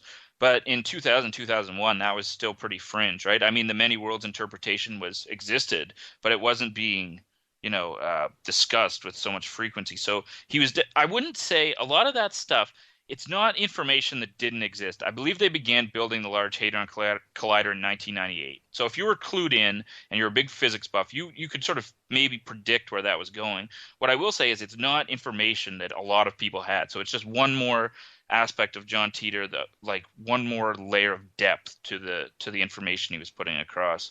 Oh, I check this out. I don't know if it's the same guy, but Hoax Hunter just tweeted that he says, I lied to their audience and I've claimed that I've talked to him. I don't even know this guy. Oh, yeah. I think he sent me one message on Facebook. Yeah, I've never talked to this guy. I've watched his videos. But chill out, dude, whoever you are. And if you are the actual guy that did those videos, I've never said that I've talked to you. I've never reached out to you or anything of the sort. So let's put that to bed right now. Good to see the Hoax Hunter's enthusiasm hasn't died. He's obviously, checking out the John Titor episode we're doing tonight, so he must still care a little bit. He's not that jaded. Well, anyway, moving on. I don't want to give that any publicity, but don't ever call me a liar and say that I said that I spoke to you when I haven't. So chill out, dude, right now. I'll call you out on that. That is in public and has been posted. So chill. You don't want any issues. Okay. All right. Now moving on. What else do you have in the positive prediction column? So some of the positives that are my favorite are the less groundbreaking ones, because some of the bigger ones are again things that I think you could maybe extrapolate if you have a good grasp of world events. So my favorite one is okay, so it should be noted that John Titor said that he wouldn't say anything that involved specific people's names. He wasn't going to do anything that was going to let people get rich, no stock tips, and he wasn't going to tell anyone anything that would allow them to avoid death by probability. And here, interestingly, he refers to a plane crash. And but someone does ask him, what does Project IT mean? And in 2000, there was this marketing campaign for a tech project called Project IT. And the whole idea was this aura of mystery around it. They didn't show what it was, but it was going to revolutionize the way we live, basically. And John said, it looks like some kind of motorized scooter. And as we now know, Project IT eventually yielded the Segway. So you can always explain it by saying he was a real time traveler. And then you can also explain it only by saying that he had this very rare access to this information that only probably existed among the marketing team, the designers, a few copyright lawyers. This wasn't, it was beyond widely. This wasn't available outside of the people that were creating this product.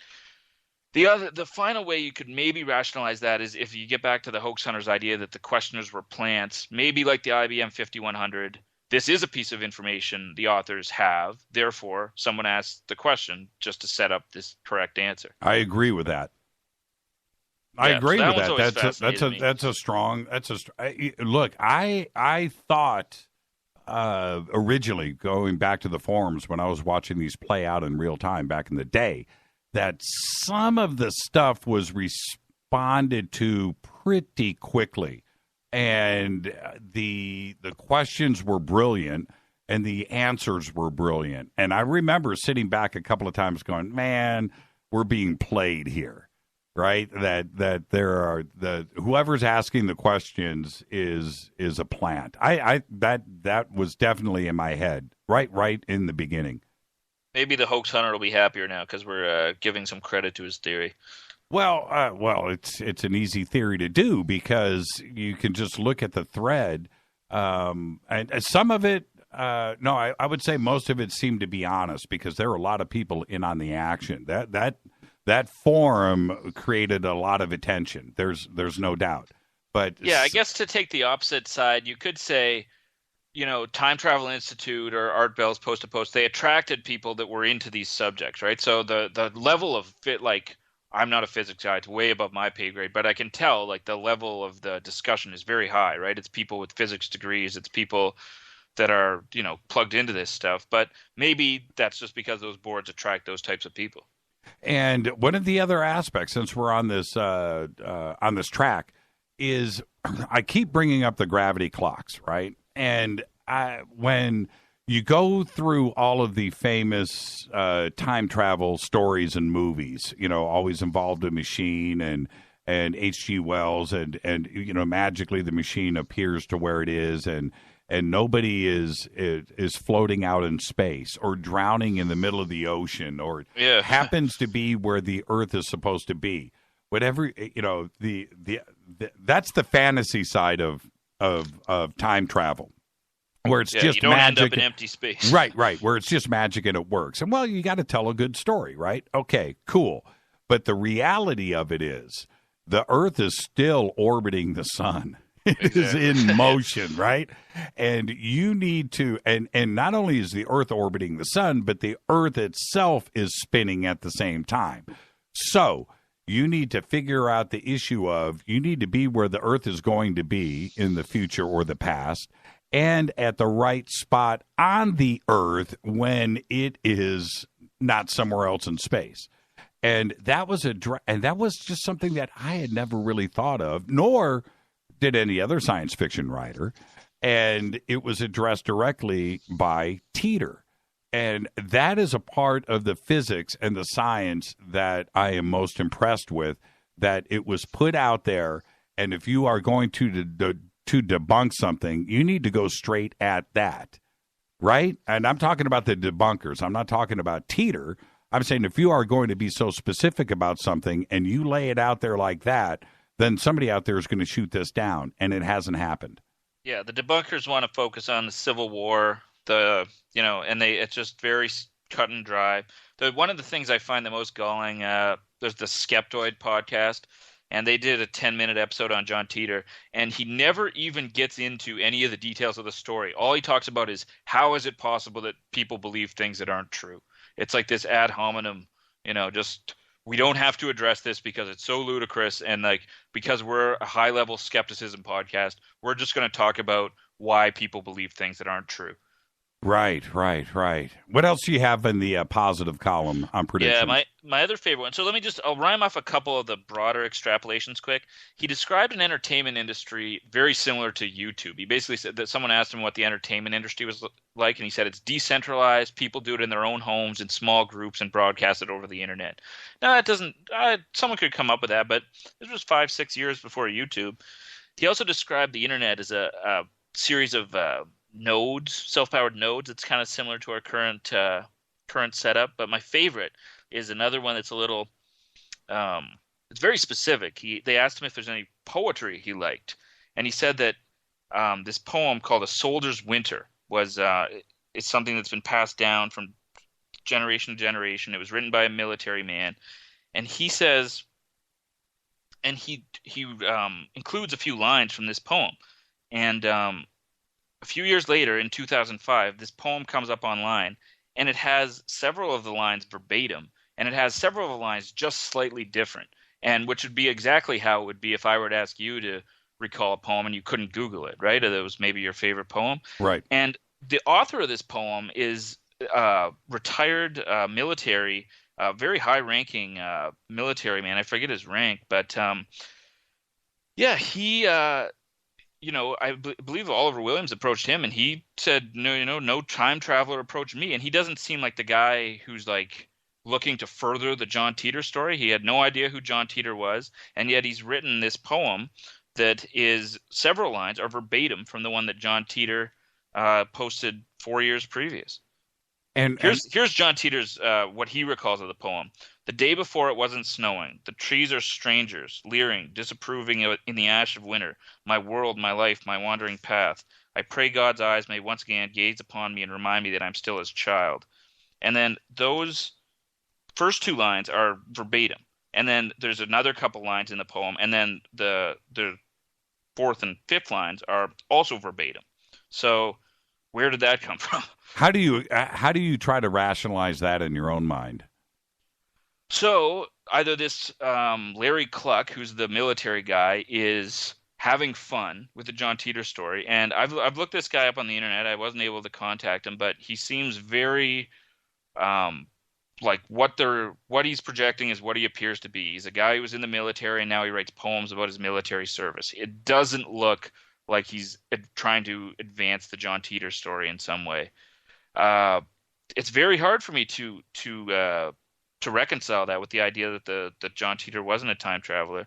There are two other A Soldier's Winter poems on the internet, which tend to sort of muddy the waters, but they strike me as being pretty obvious homages or just nods to John Titor. But the one by Larry Cluck, it's pretty mind rattling. And I want to jump around here a little bit before we hit this break. Why not the obvious here, chasing down IP addresses and trying to extrapolate the exact computer and location where all of this was allegedly sent from? Why is that mysteriously absent in all of this? I think more of that would have had to have been done at the time of the posts, and either it didn't occur, probably a combination of it not occurring to people because most of them were still just kind of in fun role play mode, and it wasn't until in the years after that it started to take on more weight. And two, just the idea that, something like that seems fairly accessible to us now, and it was probably, you just didn't hear about it then, so it just probably didn't seem like an option people would have thought was on the table. Now, if you go back to the two original forums, Time Travel and Art Bell, right? And if you go back to those two forums, have you reached out to them about the original files and the original post and being able to get all of the metadata out of those posts? No, that'd be a good idea, though. That's a little. I'd probably have to get a IT guy on board to help me with that. But yeah, maybe that'd be something I can do going forward. Yeah, because all of the, I don't know if they've been regurgitated, saved, and refiled, and so much, and maybe now it's just down to the original text and going back to the original metadata and the tags that were there. If they're still alive, and if it's even possible to go back to those IP addresses from 2000 and 2001. But I suspect if I was somebody that was doing that kind of backwards research and detective work, I would start there. Mm-hmm. Yeah, I do know the post-to-post was corrupted at some point, so I don't know what the state of those would be. Yeah, it's certainly something I can look into. Yeah, absolutely. Now, okay. What else is in the positive category for you? The skyscraper missing in New York from the from one of the 1998 faxes. That one gets me every time. Yeah. And you say what you want about guessing and extrapolations based on the course of history, but or just that a skyscraper missing doesn't have to mean anything, right? It could just be, but I mean, it's pretty on the nose, isn't it? There's so much in the positive side of, and now I agree with you about the negative side. The negative side stuff, though, when we go to let me back up. When we're talking about paradoxes, and that is the one thing that physicists and theoretical physicists always bring up is, the grandfather paradox and the butterfly effect and so forth. I get that. But with the way that he, Titor, describes all of that and saying, paradoxes are impossible, right? Every time that you go and you jump and you travel time, you're immediately creating a new timeline. Right? Now, I have two issues with that. One, that takes care of the nuclear Armageddon, a nuclear exchange with Russia, China, and the United States, and the four territories, and so forth. Well, not necessarily, because he did say the divergence was 2.5%, right? So while not everything was guaranteed to happen, much of it may. If that's there was like there's a 97.5 chance that what happened to him would happen to us. Right. And so you have that, but what is strange to me is that aspect of cleaning up the paradox question and conundrum was never really discussed in those circles back then. Okay, it was always the grandfather paradox, and everybody focused on that and trying to figure out if that would play out or not in those theories. This was brand new. And he was way ahead of the curve, and there's even some people speculate that the reason this type of thinking has become so prevalent is because they were influenced by the John Titor posts. I don't know. It's a bit broad, but it could be. Right. Absolutely. Okay. Let's take a break right here, and we will come back. We are talking with author Mike Sauve and his new book, Who Authored the John Titor Legend. I'm your host, Jimmy Church. This is Fade to Black. Follow me on Twitter at JChurchRadio. Follow Mike at MP Sauve. I'll be right back.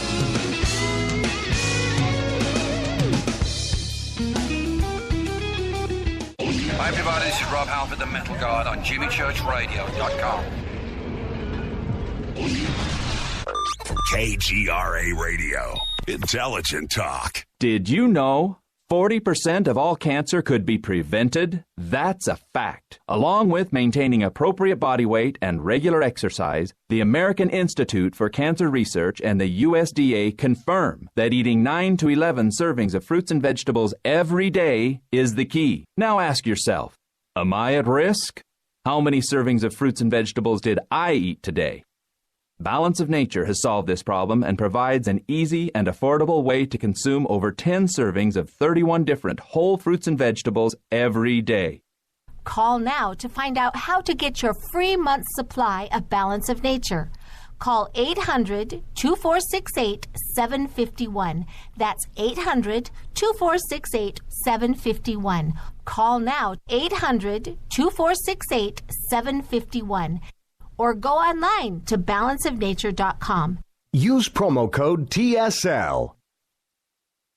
So, you love talk radio? Then you'll love TalkStreamLive.com. TalkStream Live is always on, 24/7, with the best streaming talk shows. Find your favorite talkers and discover some new ones. It's free, readily available online or on the smartphone or tablet. Finding your favorite talk shows all in one place has gotten a whole lot easier. Just go to TalkStreamLive.com. Be sure to download the free apps from Google Play or the iTunes App Store. So, you love talk radio? Then you'll love TalkStreamLive.com. TalkStream Live is always on, 24/7, with the best streaming talk shows. Find your favorite talkers and discover some new ones. It's free, readily available online or on the smartphone or tablet. Finding your favorite talk shows all in one place has gotten a whole lot easier. Just go to TalkStreamLive.com. Be sure to download the free apps from Google Play or the iTunes App Store. If your home has hard water, then it's likely that limescale is clogging your pipes, damaging your appliances, costing you hundreds of dollars each year. You can eliminate limescale in the entire house with HydroCare products available at Wave Home Solutions. Easy and efficient with no maintenance, no salts, no chemicals, and no coils. And you can buy with confidence from Wave Home Solutions. Performance guaranteed. Just go to bestwater411.com. That's bestwater411.com. Did you know that when you're on the road with limited data or Wi-Fi available, you can still listen to every minute of Fade to Black by just calling 605-562-4482. No smartphone, app, or internet needed. It saves your data plan and no extra cost if you have unlimited minutes. Just call 605-562-4482. You can listen to me, Jimmy Church, on any phone, anytime, anywhere. Go Beckley Tappy.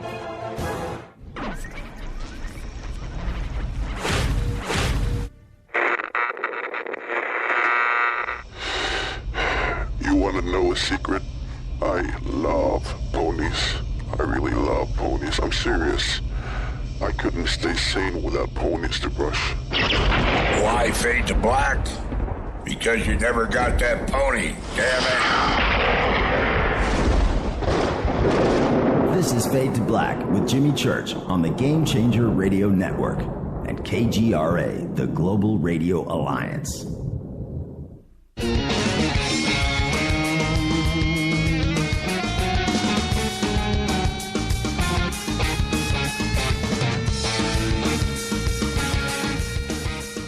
Welcome back. Fade to Black. John Titor all the time. Man, I got to tell you, I had Twitter closed down, and I was doing some other stuff and conversing to Mike here, and I just flicked back over into Twitter, and man, you guys are on fire. Man, everybody just calm down, relax. That's what Titor does, man. Titor gets everybody up and all up in arms and inflamed. I got a few questions here, Mike, I want to throw out there. But and I'm kind of shocked about some of these because I think we discussed most of them, but these are coming in right now. 2 minutes ago, Jimmy, please ask Mike perhaps one of the most pertinent and timely questions of our time. Did John Titor predict a Trump president of the United States? I don't believe he predicted Trump, but there is a kind of fun theory that was posted on 4chan that's gone a little bit viral that Trump actually is John Titor. And this is based, the meat of this theory is that apparently Tesla's papers, when Tesla died, they went to MIT, and John Trump was at MIT at the time, Trump's uncle. Right. So there's this whole involved and kind of humorous theory that Trump had to avert a World War III that the Hillary presidency was going to cause, and it's pretty fun if your listeners want to Google that. But I don't believe he predicted a Trump. He did predict this idea of increasing discord between the rural areas and the cities, and that's sort of what you saw in this election. Trump appealed to the both the red states and the places that were more rural, but ultimately I don't think there was any specific. Well, and what about have you thought about, I know that Titor mentioned this directly, but why do you think that Titor came out? Why do you think that he posted? He didn't have to. Yeah, there is one reference that part of his mission was actually to gather data. So that's what he was doing. He was talking to people in 2000 to collect this data. There's also the fact that in his earliest posts, he says, I don't want you to believe me, because if you believe me, the men in black are going to come and they're going to be taking a screwdriver to my machine. I'm going to be locked up somewhere. So I think he was banking on the fact that no one was going to take him seriously. And then there was one of the strangest posts that I think he did was when he said that he met himself, right? And they said that this was his uncle, right? To the young John Titor. Oh, yeah. And this, of course, we're still at a time when we're looking at the grandfather paradox and linear time travel. So this was the subject of a lot of questions. But the way his model of time travel with the many worlds interpretation works is there's no reason that however old that time traveler John, there's no reason him and 3-year-old John can interact, because they're just two people from two different world lines. And so that little boy, little John Titor, was born in 98. He would have been 2 or 3. And so I mean, he wouldn't have been so cognizant as to really have much meaningful interaction with him. And of course, in that Larry Haber interview with George Noory, he describes John knocking on the door, and then at first, of course, there's some cognitive dissonance, but then Kay says, well, mother knows. And then so they took him in and accepted his story. Right. And so that would mean that right now we've got a 20-year-old Titor running around. Yeah, we do.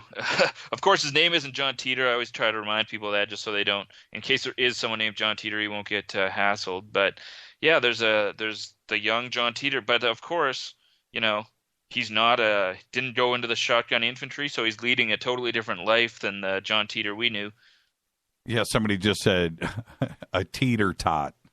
Yeah, it's a good one. That's funny. And one of the most fascinating aspects of this, which I think gets ignored, is just the name Titor itself. To go through all of the last names available on planet Earth and find the one that doesn't exist. Right? It's a pretty rare name, and it's a weird name because it sounds like a common name. It sounds, Hopper or something like that. Right. And that, it's very hard to track down anyone with the last name of Titor. There's also the contentious and ongoing debate whether it's Titor or Titor. Yeah, I mean, it's brilliant if you think about it. On all levels, this entire thing, and I've laid it out to everybody, it is brilliant beyond words. And the only reason why it's brilliant beyond words and it can't be figured out and it can't be debunked and nobody has done it because the story is true. Probably one of the most galling parts of the Joseph Matheny interview is he says, "Oh yeah, I called him John Titor because it's like John Connor from the Terminator. John Connor, John Titor, get it?" And it's like not that close of a connection to me. Now, did Titor ever? This is also coming off of Twitter. Did he name other game-changing technology? Did he jump into what cell phones would do or anything else? He described the internet pretty similar to how our internet is today. He was, again, this is something you could probably predict if you read a lot of scholarly articles about technology. He did. I remember one thing that always catches me, though, is he referred to the internet as the web. And nobody today calls the internet the web, right? But apparently in 2036, that never went out of fashion. So that's always been interesting to me. Yeah, very interesting. And you're right about the entertainment aspect. Back then, if you really, really, really think about it, the complexity and what it took to do video was difficult. The audio side of things, you were still piecing together bits of a file, right? And you would have to. But I don't think it was that hard to see. But that was coming, right? Like we knew broadband would be getting better, and. Well, I think it was a pipe dream. I think we hoped that would be the case, but I definitely, back in 2000, and if you think about if you had a camera on your cell phone, back in 2003, I got my first color cell phone. It was the Motorola, the flip phone that was color, and I thought I was the Mac daddy, right? Well, that was 2003, and the thought of watching 2001: A Space Odyssey on my phone in 2003, no, I dreamed about it, but I never thought that it would come to pass. I really didn't. I just thought that things were going to stay there. Maybe way later, but now today we accept all of those things, and it is certainly entertainment now comes on the internet, and I think all of us look at it that way now, and I don't think we did in 2000. We dreamed about it. I'd agree that the validity of those claims have maybe been whittled away by the fact that we take all this stuff for granted now, and we don't realize how far. Like, one of the things I say early in the book is just even the people talking to John were connecting via dial-up, right? So these weren't just people scrolling listlessly through their phone. These were people with something committed, almost like attendees at a conference, more so than just bored people on Reddit or 4chan or something. Right. Well, now that when you got to the last words and you closed the book, what kind of conclusions now have you reached? Well, I think it's equally probable that John Titor is a real time traveler, or that this is a work of fiction. So I'm hedging, I guess. And then if it's a work of fiction, I feel Larry Haber is involved in some way, not in the creation of it, but involved in the promotion of the story. I do think, despite all the things we've said, I do think there's validity to Matheny's claims, just because he had so many of the bona fides to write this story. If anyone was positioned to come up with this story, it would be Joseph Matheny. So I'm leaving the door open to the Matheny angle, definitely the Larry Haber / Richard Haber angle, because I think those two go hand in hand. And I'm also leaving the door open to John Titor as a real time traveler. So I know that's not the most satisfying answer. I would have loved to have had, the smoking gun and said, this is the guy who did it and here's why. But ultimately, my goal was to collect all the evidence, make it available so that people could read it for themselves in a sort of concise way. And that's what I've tried to do. Right. Single 7 just tweeted that I am Single 7. Should we have him call in? Yeah, nice to have him weigh in. If it's the original Single 7, it'd be nice to hear his voice. After I just called him a doofus. Yeah. Oh man. Maybe he's upped his game since then. Oh man. Why would you stay on the fence?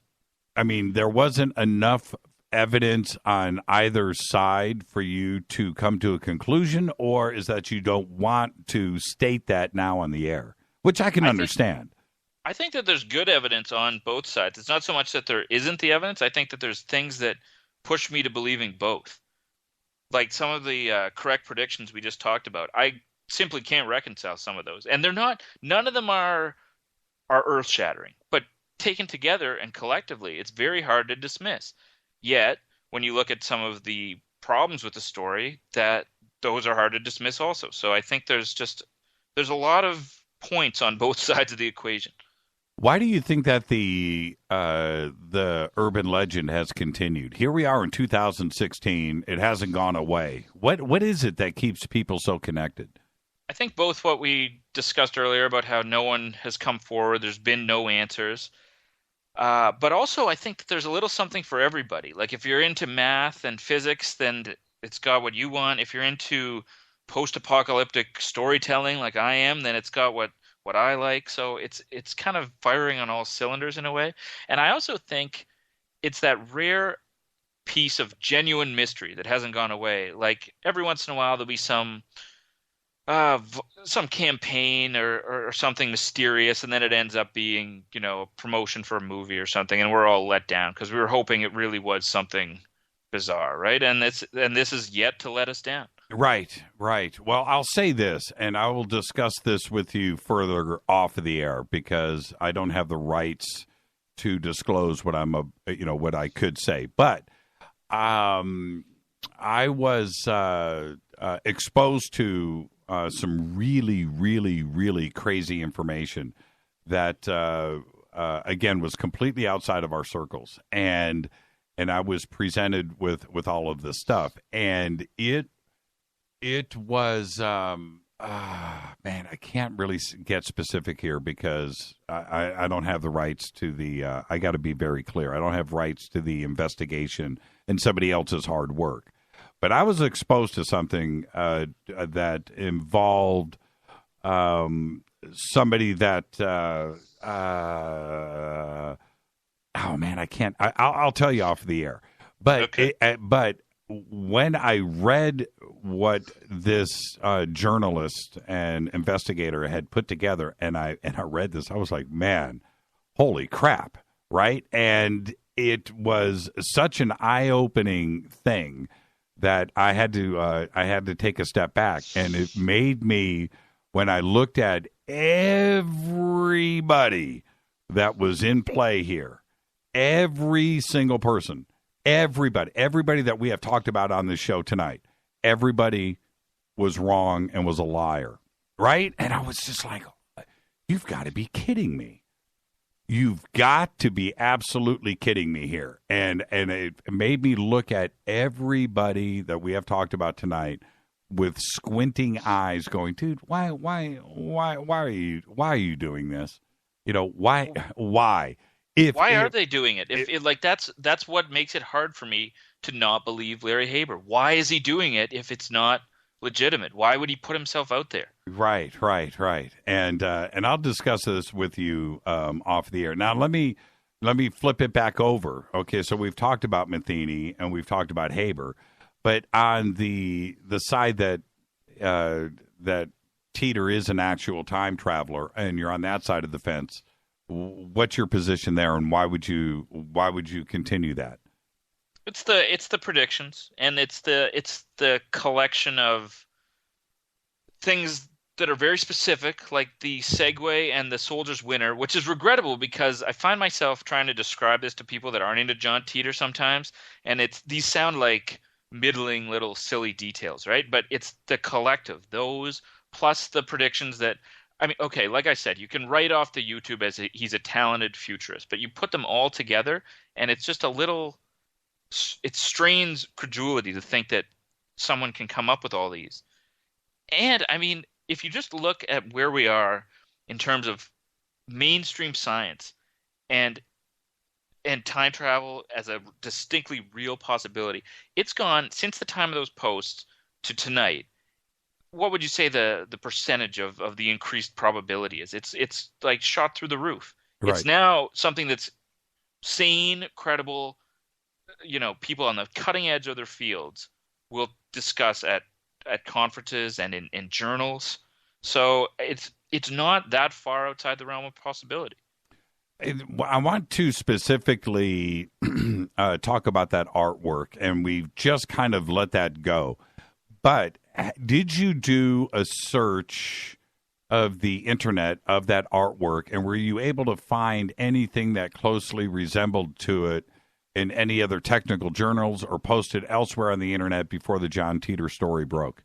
Yeah, nothing's come up, and people have been looking into this for years, and no one can describe. No one can say it's this. I believe in his podcast, Joseph Matheny just quickly dismisses it, but no, nothing comes up. And I actually think I heard it on your show, just the idea that wasn't something that was dashed off. The internet, or I mean, computer like drawing tools like SketchUp or whatever you'd use to draw that in weren't around. So that was somebody sitting down and doing that. Or alternatively, that was John Titor's real time travel manual, his real technical drawing. Yeah, because again, in 2000, when that first was posted, 2000, I don't think it was 2001. I think it was 2000. Maybe it was 2001. When it was first posted, and I looked at that, yes, CAD. There was CAD software. There was ways to get that done, which to me takes it to another level because it's very difficult to do, and you would have to go and create it from a 3D mind. It's a cutaway drawing. Okay, so it has to make sense. But if you look at it in the other aspect, with my eyes, as I looked at it, that was pen and ink. That was a drawn drawing. Okay, that takes it to a whole nother level. So then you have to have, and I need to be clear here, you have the artist that is drawing it, okay? But then you have to have an engineer telling the artist what to do. It's very complex. This is not something that you just throw onto a drawing board and you just draw this. You know, it is 3D and it is a cutaway, and you're showing the inside of something else. It's very complex, and it has to make sense and has to be thought through. And it is presented that way. I know my eyes, when I looked at that the first time, I was like, man, this is real. This is not, most people will look at it and just think it's something out of what you would see when you bought a model kit or something, which is also very complex. But it is not something simple that just falls out of the sky. And people need to understand that, and I don't think that they do. No, they don't. And like I said, I guess I'm a little bit like galled when you read some of the more mainstream articles. They will gloss over stuff like that. Like it'll just be incorporated into the broader picture, right? Like, oh yeah, and there was this drawing too, right? And it's, again, you take each one of these things individually. Well, that could have been done under conditions A, B, and C, and it's possible. But you take like the dozen odd things collectively and you think, wow, that was either a real time traveler or that was like a massive research project involving a lot of very talented people. Now, and I want to just touch upon these few subjects in conclusion. And what were your conclusions on the time machine and the technology itself? Because I know you looked into the science behind it. That, as we've been talking about, that the science was ahead of its time in terms of what we'd later start discussing at CERN. And that no one was really discussing then, the Kerr black holes, the idea that microsingularities. And it's interesting, we never got to touch on Marlon Pullman, the PhD who created a patent based on John Titor's time travel. Oh, yeah, we didn't do that. Oh, man. Okay. And do you want me to just touch on that quick? Oh, man, we're going to have to go into overtime. Okay, I can do it real quick. So basically, this guy's like an Oracle. He has a PhD in Oracle, which is like an IT management software, and he basically created a patent by like lifting wholesale John Titor's schematics and his post. And of course, the patent it's based on technology that we don't have mini black holes, or at least Marlon Pullman can't create a mini black hole himself. So it's not viable as of yet, but it's essentially just wholesale John Titor's work on the internet. And the patent was granted, right? I don't believe it was. I believe he filed the patent, but it wasn't granted. Yeah, I can't remember. Boy, something tells me it was patented. Wait a minute. The patent office doesn't patent time machines. Okay, no perpetual motion and no time machines. I believe that's their two rules, right? Probably. Marlon Pullman's actually in jail now. He actually ran across some tough times, so he's not going to be filing any more patents anytime soon. And then let's get to, before we say goodnight here, as you started to put together the science facts. I know we've mentioned this before, but were you able to certainly consult? But were you able to poke holes in any of the science facts that were presented? I didn't poke holes. I believe that a lot of what he's presenting is theoretical. And, the thing John used as sort of a caveat was, I can describe to you the inner workings of my machine the same way a pilot might be able to describe the engine of his plane. I didn't design the time machine. I just operate it. So he had an out there. But no, I mean, again, I'm not like a hardcore science writer, but I couldn't poke any holes in it. And again, it was something that so many of the things he said do dovetail with what has become contemporary mainstream science. And let's, in conclusion, all of the computer facts that were brought out with IBM, the languages, the 5100, and who was privy to that knowledge. What do you think about that as this weaves into this tale? Yeah, it's quite interesting. I do tend to think it's a little overblown because maybe more people could have known that than is often stated. I know there's the one engineer had claimed like only 20 people on the world knew that. I believe he said that to Oliver Williams, and so that's sort of given that a lot of weight. But I think for me that's not the big ticket. Like it's funny because that should be in a way because it's so grounded. But then for me, it's something little like the Segway that really does it for me. But that's just me personally. And it also depends on your perspective on these things. Another person might invest everything in that, whereas for me, it's a little more tangential. Yeah, the Segway aspect, especially when you look back at it now from 2016, it becomes much, much more significant. I don't think that any of us realized the weight of how that was mentioned back then because it was too far-fetched. And the second thing is the way that the Segway was brought to market and how secretive it was, and it was going to be the greatest invention ever in the history of mankind, and they kept it, under wraps until it was revealed. The knowledge of the Segway was button-down hatches, right? That nobody knew about the Segway until the day that it was launched. It is kind of funny that John would remember that if he was a time traveler, because the Segway has become sort of a footnote in history, right? Like right. We don't really talk about the Segway anymore. Right. Have you ever ridden one? No, I haven't. Have you? It's a game changer. Oh, yeah. It's a game changer, man. Well, when I'll make this really quick. The first, I was pretty cocky with it. I was just like, this is going to be simple because most people are either scared of it or have difficulties. I jumped right on that thing and took off. Man, I rode that thing all over the place. This was in Roswell for the Roswell Festival. Man, I rode that thing up and down the parade route. I rode that thing, and I had no issues with it. None. I didn't kill anybody either. I didn't run anybody over. I jumped right on it, and I felt like it was part of me. Pretty scary how simple it is. All right, and the last thing, which I think is the most important here, nobody has been caught. And when you look back now and you finish the book, why is that so important? Yeah, it's funny because you've got a guy like Joseph Matheny who wants the credit, and then this has become so important to so many people, they're not just willing to hand it over. And because they've been looking so hard to find that smoking gun. And that's why I think a lot of people there's two types of people. There's the type of people that when the hoax hunter came out with those P.O. Box revelations, they were happy to be done with it. And they just said, okay, that's it. Problem solved. Because they don't like unexplained things. That bothers them, right? Rational skeptic types. And then there's the type of people that are comfortable with that or even cherish that. And then they said, no, that's not really enough for me because that's just two guys sharing a post office box, essentially. Right. Where can everybody get the book, Mike?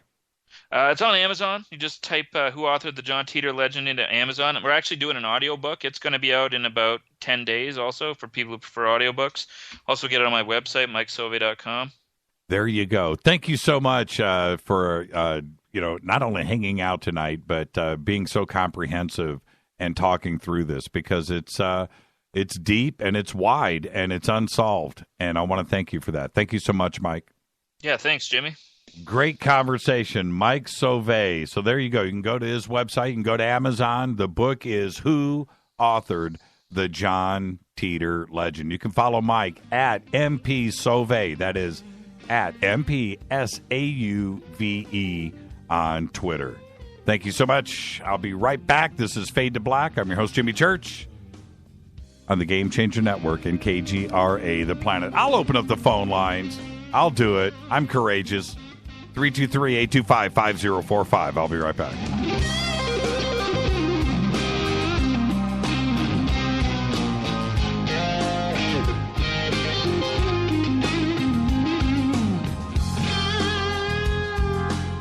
Hey, what up, y'all? Sugar Vivica Fox here, and you are listening to my boy, Jimmy Church, on JimmyChurchRadio.com.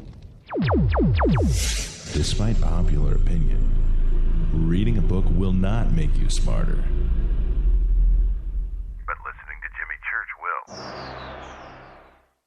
Does your basement or crawl space have a damp, musty smell? Well, watch out. That's a sign of too much moisture and not enough ventilation. And that can mean increased mold growth and the buildup of harmful toxins and gases. Don't bother with a dehumidifier. It just circulates the same unhealthy air. Now there's a better way to remove these dangers and odors. It's with the computerized Wave Moisture Control Unit that reduces moisture and expels pollutants. We replaced our old dehumidifier with the Wave unit, and in only 3 weeks, our basement is dry and the musty smell is gone. Wave units require no maintenance, no buckets of water or filters, and costs only pennies a day to run. Breathe better, live healthier with an affordable, no-maintenance Wave unit. Call 888-618-WAVE, 888-618-WAVE, or visit mydryhome.com. mydryhome.com. Ride the wave. Wave Home Solutions for a healthy, comfortable home. What's up, Fadernauts? Studio Dome loves Fade to Black and the F2B audience so much that they have put together the ultimate stereo Bluetooth system. They've done it just for you. Man, check this out. The Studio Dome SBB2 stereo system is here. It's featuring 2 Studio Boombox 2 SBB2 wireless Bluetooth speakers, packed in its own custom hardshell case.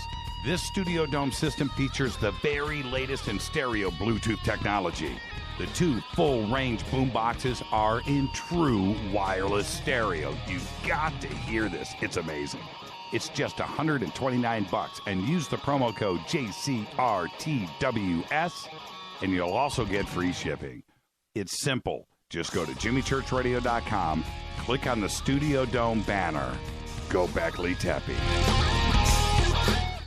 This is Kristen, Erica, Brittany, Gabby, and you're listening to JChurchRadio.com. It's not a lifestyle we chose. We were born this way. KGRARadio.com.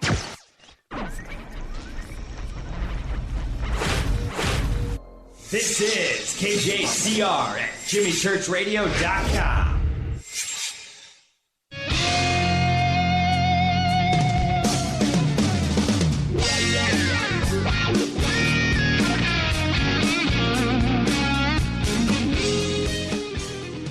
All right, welcome back, Fade to Black. I'll open up the phone lines, 323-825-5045. Where do you stand on John Titor? What do you think? Huh? Where are you guys getting all of these segue videos? Man, there was just one little simple thing, just one little comment, and I get this. Man, Mark Tarana, that's disturbing. That is the most disturbing segue video I have ever seen. All right, interesting. Where do you guys get this? I like the one in the snow. That one's pretty cool, too. All right, 323-825-5045. Where do you stand on the John Titor story? All of the stuff that is out there was pretty much covered tonight and presented. Mike's book is great. Go and get it. Just go to Amazon. Who authored the John Titor legend? It's interesting. That's all that I can say. That's all that, well, I mean, I know you want me to go further, but I can't. All right. I can't. But just everybody out there, I want you to stay fascinated with the story. I want you to continue to look into it. Go down the rabbit hole. Go back to johntitor.com. Go back to the original post. Go back and read them. It is fantastic stuff. I wish that any of you that are new to the story, that have never heard of it, and maybe you heard a little bit about it, but that wasn't around back in 2001 when this thing took off. It was a fascinating time, and it was a time that, unfortunately, can never come back. And what I mean by that is this is something that was organic. You can't go and force this. You can't go and create it. It was just a magical time that happened, and it was there. It was an accident. It was like the Sunset Strip in 1984. Who can predict that kind of magic is going to happen? You can't force it, and it was just a time and a place that came and went. So if you weren't there originally, you can go back and relive that magic and go to johntitor.com. Go and read the original post. Go there. Time Travel Institute. Go and check it out. I believe everything is still archived at the Institute. That website was bought and sold, I think, a little while ago. But I hope that all the John Titor stuff is still alive. I haven't been back to that website in a while, but I think it's still around. Somebody tell me, somebody post on Twitter, is the Time Travel Institute still active? I know that Darby sold it, but I don't know. All right, let's go to the phones really quick before I get to the news. Hi, you're live on Fade to Black. Who's calling? Hey, Jimmy, it's Eric, the Awakening Man. Hey, Eric, how are you, brother? Pretty good.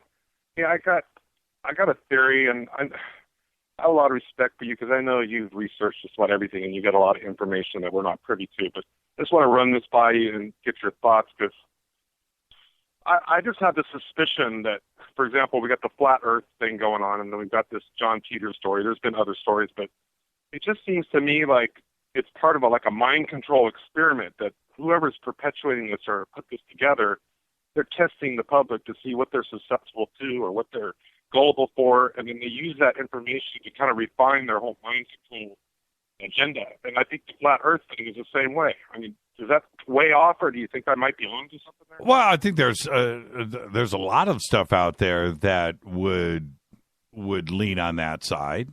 Sure, there's a lot of it out there, and if you go down that direction, you can look at an entire, a cavalcade, right, of stuff that goes to anything that spreads on the web that is untrue, that influences behavior, and that goes to racism, or that goes through the elections, or ISIS and beheading videos, to the UFO phenomenon.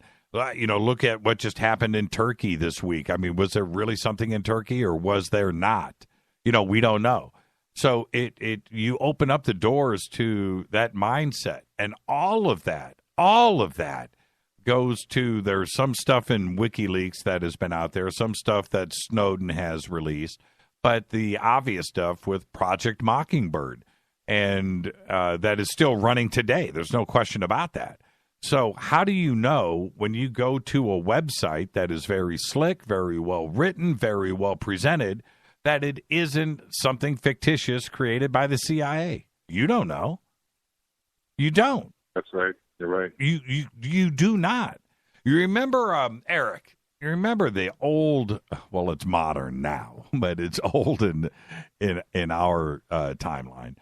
If it's on the internet, man, it must be true. Right? Oh, God. Right? Totally. Well, yeah, you say, oh, God, now, right? But back in 1995, 96, 97, 98, 99, and you were reading something on AOL, or you were reading something on somebody's website, 2000, there was such an innocence that was there that we thought that if it made its way onto the internet, somebody out there is sophisticated enough to only publish what was true. Right? There must be internet police out there. It can't get posted unless it's true. So you go and you read something and you tell it to you, where'd you get that? Read it on the internet. Oh, it must be true. Well, we know that now, today in 2016, that is absolutely not the case. In fact, if you read it on the internet, it's probably not true. The only way that you know if something's true is if you saw it yourself and you saw it happen, right? Other than that, exactly, you got to question everything. That's what inspires me to want to, as you know, to go out and actually meet these people in person. Like, you get to talk to these people, you get them over your house for dinner, and you get to look them in the eye, and you get a feel in your gut what's probably true and what's not. So that's what inspires me, is I want to meet these people that are telling these stories to get a feel for what's true and what's not. So that's kind of my inspiration. Well, and I'm part of that. I get that. Yeah, you are. I get that. And when I say, look, man, Eric, I got to be straight with you and everybody else. I realize that when I come on this show, when I go on Coast or one of the shows that I do on History Channel, and I go on there and I speak about what I saw in Joshua Tree, that I sound nuts. Okay, I get that, but that doesn't mean it didn't happen. I posted it on the internet. I know that it happened, but now I'm one of those crazy people. And I get that. But you know what? I'll take it. But that's when somebody listening to me, now go on the other side of the fence, somebody that doesn't know Jimmy Church, somebody that's never listened to Fade to Black, somebody that is driving down the highway and dials into Coast to Coast and hears me on there reliving the events of Joshua Tree. And they're going, this guy's full of crap, right? But I'm not. I know you're not, though. But I'm not that guy, and I know. I've got hundreds of witnesses. My wife was standing next to me. She saw the same things that I did. There's videotape on the internet of the very same event that happened in real time that I witnessed and that I've gone out there. But now I'm one of those guys. I'm one of those guys that is potentially disinfo. And somebody out there is going to say, Jimmy's part of that. Listen to this. This guy is, talking about crazy green orbs, flying out into space. Well, that doesn't change it. And I know that it's real. So how do we disseminate? How do we do that? How do we filter? How do we put the filter on? I don't know. But I know that what we do here, Eric, is genuine. What we do here, Eric, is real. We don't lie. We vet. I am honest with everybody. And that's the best that I can do. But I turn around and I look at the fake news and I look at the fake websites and I look at the fake reports and I look at the fake stuff on YouTube and computer generated. And I'm just like, man. And now everybody out there looks at this stuff with the eyes of, probably this is BS. Right? But I don't care. So I don't know how we got here, Eric. I really don't. But out of the billions of websites out there, how many are created in Langley, Virginia to change public perception and to see, how to create an ebb and flow of the minds of the American public and of the world, and how much of that is done intentionally? It's scary, man. It's Orwellian. It's 1984, but we are here, no doubt. Yeah. Well, hey, I believe you. I trust you. I've listened to a lot of people. I'm on your team. I'm on your side. I appreciate everything you do. So I'll get off the phone and let another caller come in. There you go, Eric. Thank you so much, my brother. All right, take care. Yeah, you just don't know today. You just don't know today what is real and what is not. We, over this past week, and I know I've been very vocal about this, and we've posted and got the information out there, and I've spoken about it, about who is writing these fake news stories, and the ability today to sit in a living room somewhere early in the morning, pull on your bong, and jump on your laptop and create the craziest story that you can possibly do. Get it out there, throw a couple of hashtags on it, and watch that spread to millions of people in seconds is insane to me. And you cannot change people's minds. They are going to repost it, and the next thing you know, the story is true.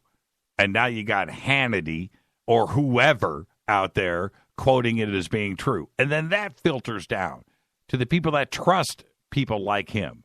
And if he says it on the air, it's got to be true. It is crazy. So now that all of that, this is the nutty thing.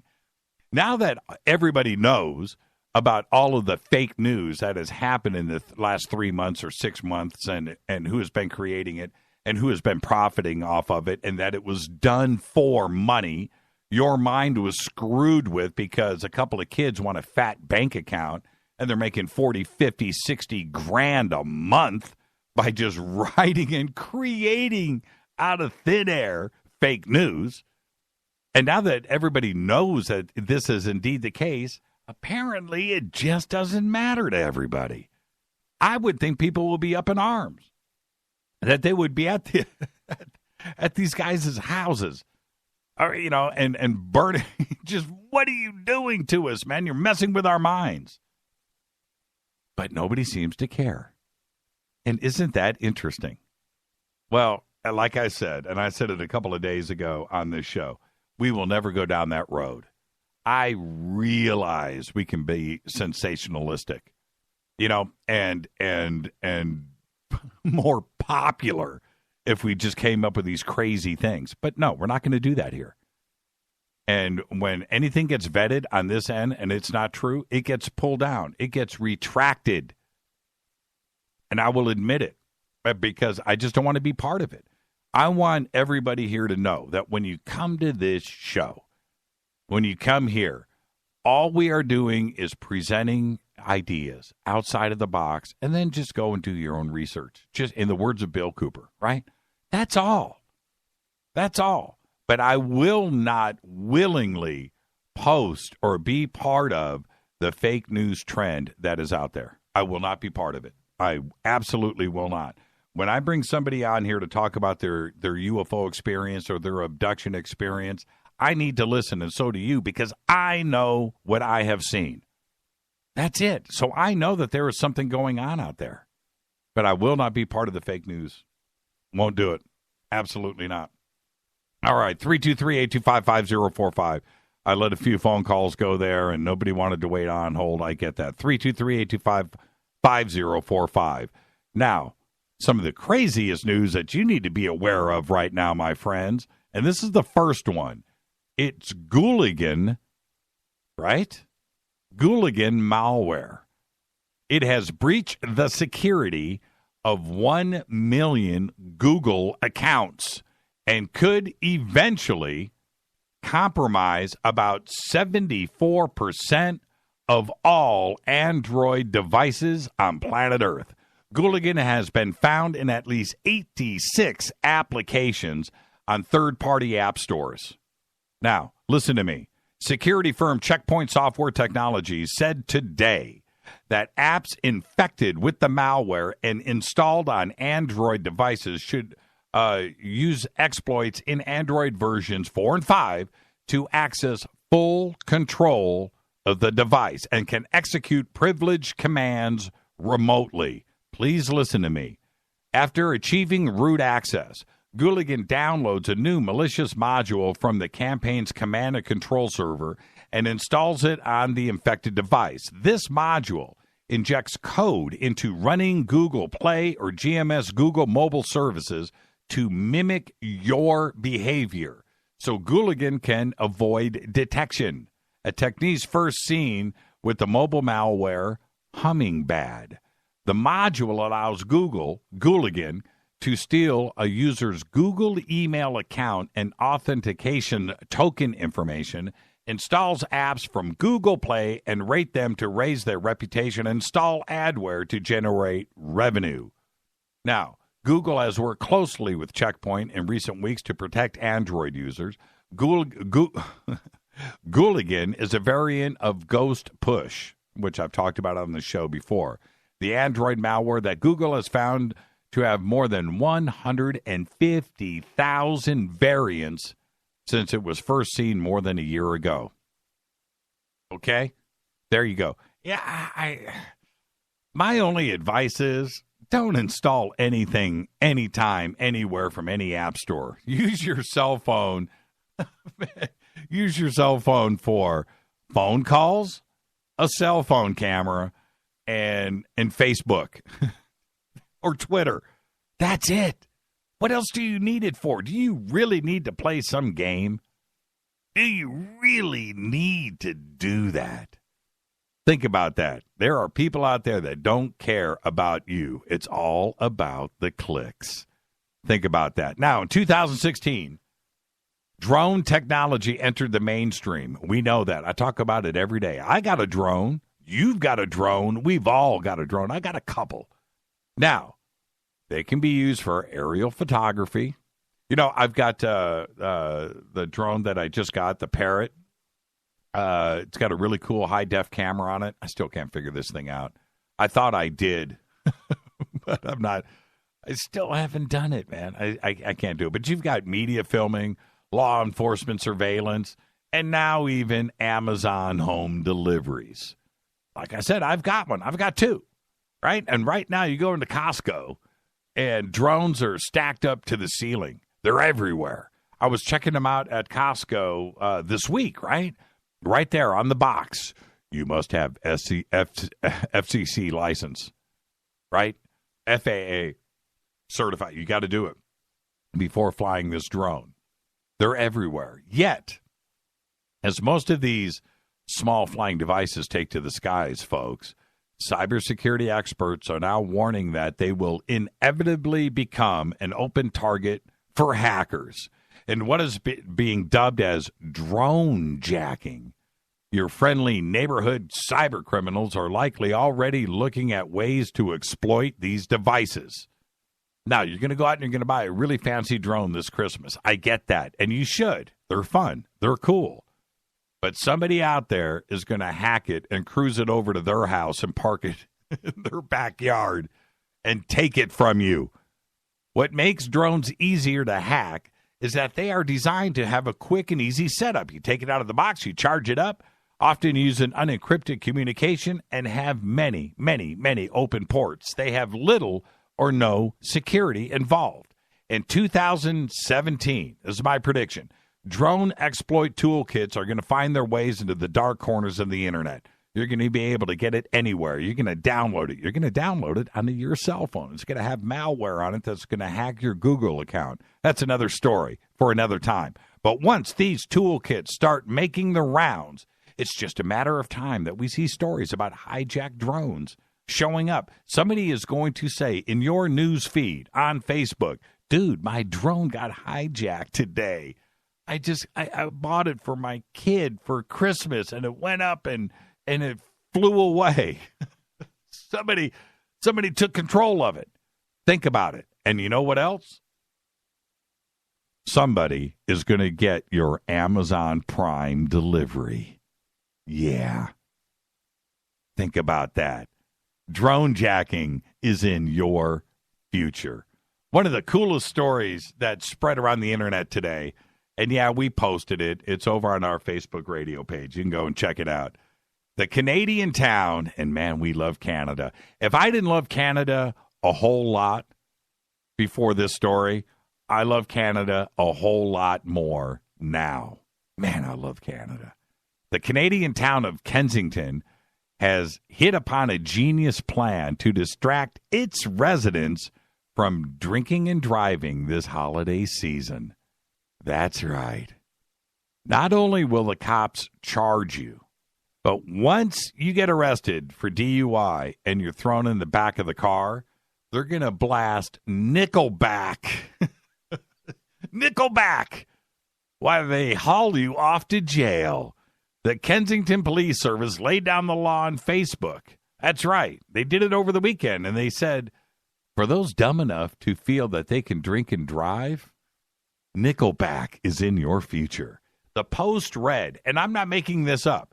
This is a direct quote from their post on Facebook. When we catch you, and we will catch you, on top of a hefty fine, on top of a criminal charge, and on top of years of driving suspension, we will also provide you with a bonus gift of playing the office's copy of Nickelback in the cruiser on your way to jail. Yeah. Oh, thank you, Mark, for posting that. This is true. I love this picture, too. I love that picture. That is just hilarious. Now, I love the idea, and I think it could work. But the bummer was when I tried to share it, I got the post, man. I got the post, and I went to share it on Facebook. Pulled down. It was pulled down with those famous Facebook words, and I'm quoting here. This Facebook post is no longer available. It may have been removed or the privacy settings of the post may have changed. I was so bummed. It was awesome. I mean, I was just like, dang. But you know what? You go, Canada. Fade to black, here we are with you. Stay strong. And I mean that. Oh, Mike just said Nickelback is from Alberta. Be nice. Hey, I didn't say anything about Alberta beef. Alberta beef is the best. Nickelback, not so much. Sorry, Mike, and You know I love you, brother. All right. Anyone taking supplies. Now, this is something that you can go ahead and repost. This has been vetted. This is real. And this is strange and disturbing at the same time. And for that, I'm going to hit this Fade to Black blend. Because I'm forced into reporting this. Anyone taking supplies to the activists protesting the Dakota Access Pipeline will now face a $1,000 fine. All part of the attempt to dislodge activists from the camps that are set up there. Now, in case you just misunderstood, Mike just said it's all good. I know it is, brother. I know it is. You don't have Nickelback playing in your car, do you? Today, were you listening to Nickelback? I don't think so. All right. I know it's all good. A $1,000 fine. Anyone taking supplies to the activists at the Dakota Access Pipeline protest. How is this even real? First, if you remember, the U.S. Army Corps of Engineers warned that activists who refused to leave the camps could face arrest. That was last week. And since then, officials have started to backtrack off of this, saying that they have no plans to forcibly remove anyone. But they've given this December 5th deadline. And they backtrack. They won't say how this is enforced or how this will be enforced. But I got to say, that's 5 days away. Now, the North Dakota governor, Jack Dalrymple, is taking a different tack. He ordered protesters to clear out immediately because winter is coming, saying that the temporary dwellings up there pose serious public safety concerns. Now, that part I agree with. That's North Dakota. That's like the harshest winter besides the North Pole. Well, and Canada, Alberta. But it's right there, man. I don't know. $1,000 fine. It's the exact opposite. To me, in my mind's eye, those up there that are protesting are facing some very, very serious weather. And they need supplies. We don't need anybody out there getting injured because of the weather. So I'm very confused. And you're trying to freeze them out. And I get that. I get it. This is going to backfire, and this is completely wrong. And I'm going to leave you with this gem. Some things you just can't make up, my friends. You just can't do it. And this is one of those stories. A man in New York City saw an armored truck, an unguarded bucket, and an opportunity. With little hesitation, he took a chance. And you can see in the video, you can see exactly what is going on. He was casing out the scene. And that bucket. Video surfaced this week shows the thief raiding a briefly unguarded armored truck and making off with the pail. It's a bucket, which happened to be loaded with gold flakes worth $1.6 million. A real pot of gold. Seriously. The man took advantage of about a 20-second window during which one of the guards was making a drop-off. He goes inside the building. The other one goes to the front of the truck to get his cell phone. 20 seconds. A window. The bucket weighed, check this out, 86 pounds. It took him over an hour to walk from 49th Street to 3rd Avenue. The normal 10-minute walk took him over an hour, but he made it. Surveillance video shows him taking a break every few steps. Thing weighed 86 pounds. 3 steps, stopped. Had to put it down. Then, at the end of the walk, he jumps into a van and headed south, way south, to Florida, stopping in Orlando, and is now thought to be in Miami with an 86-pound pot of gold. He is living large. Think they'll catch this guy? A real pot of gold. It's Fade to Black. I want to thank Mike Sauve, his book, Who Authored the John Titor Legend. I'm your host, Jimmy Church. What a great show tonight. Thank you to everybody. Thanks for the posts. Thank you for Twitter. Thank you for the chat rooms. Fade to Black is produced by Rita Kamarian. Shows produced by Hill J. Paul, Mark D. Kovar, LJ3, Renee, Mark Dunbar, Jonas. Thank you, Dennis. Thank you, Bob. Announcers are Steve Harder, Gene Vito, and Mark D. Kovar. Beatty by Dale. Webmaster is Drew, The Geek. Music, Doug Aldrich. Intro, Spaceboy. SpaceboyMusic.com. Fade to Black is produced by KJCR for the Game Changer Network. Syndication is KGRA, The Planet. This broadcast is owned and copyrighted 2016 by Fade to Black and the Game Changer Network. It cannot be rebroadcast, downloaded, copied, or used anywhere in the known universe without written permission from Fade to Black or the Game Changer Network. I'm your host, Jimmy Church. Follow me on Twitter at JChurchRadio. Until tomorrow night, John Rappaport and his No More Fake Newsroom Live, Fader Night, open lines all night long. Everybody be safe. Go Beckley Teppy.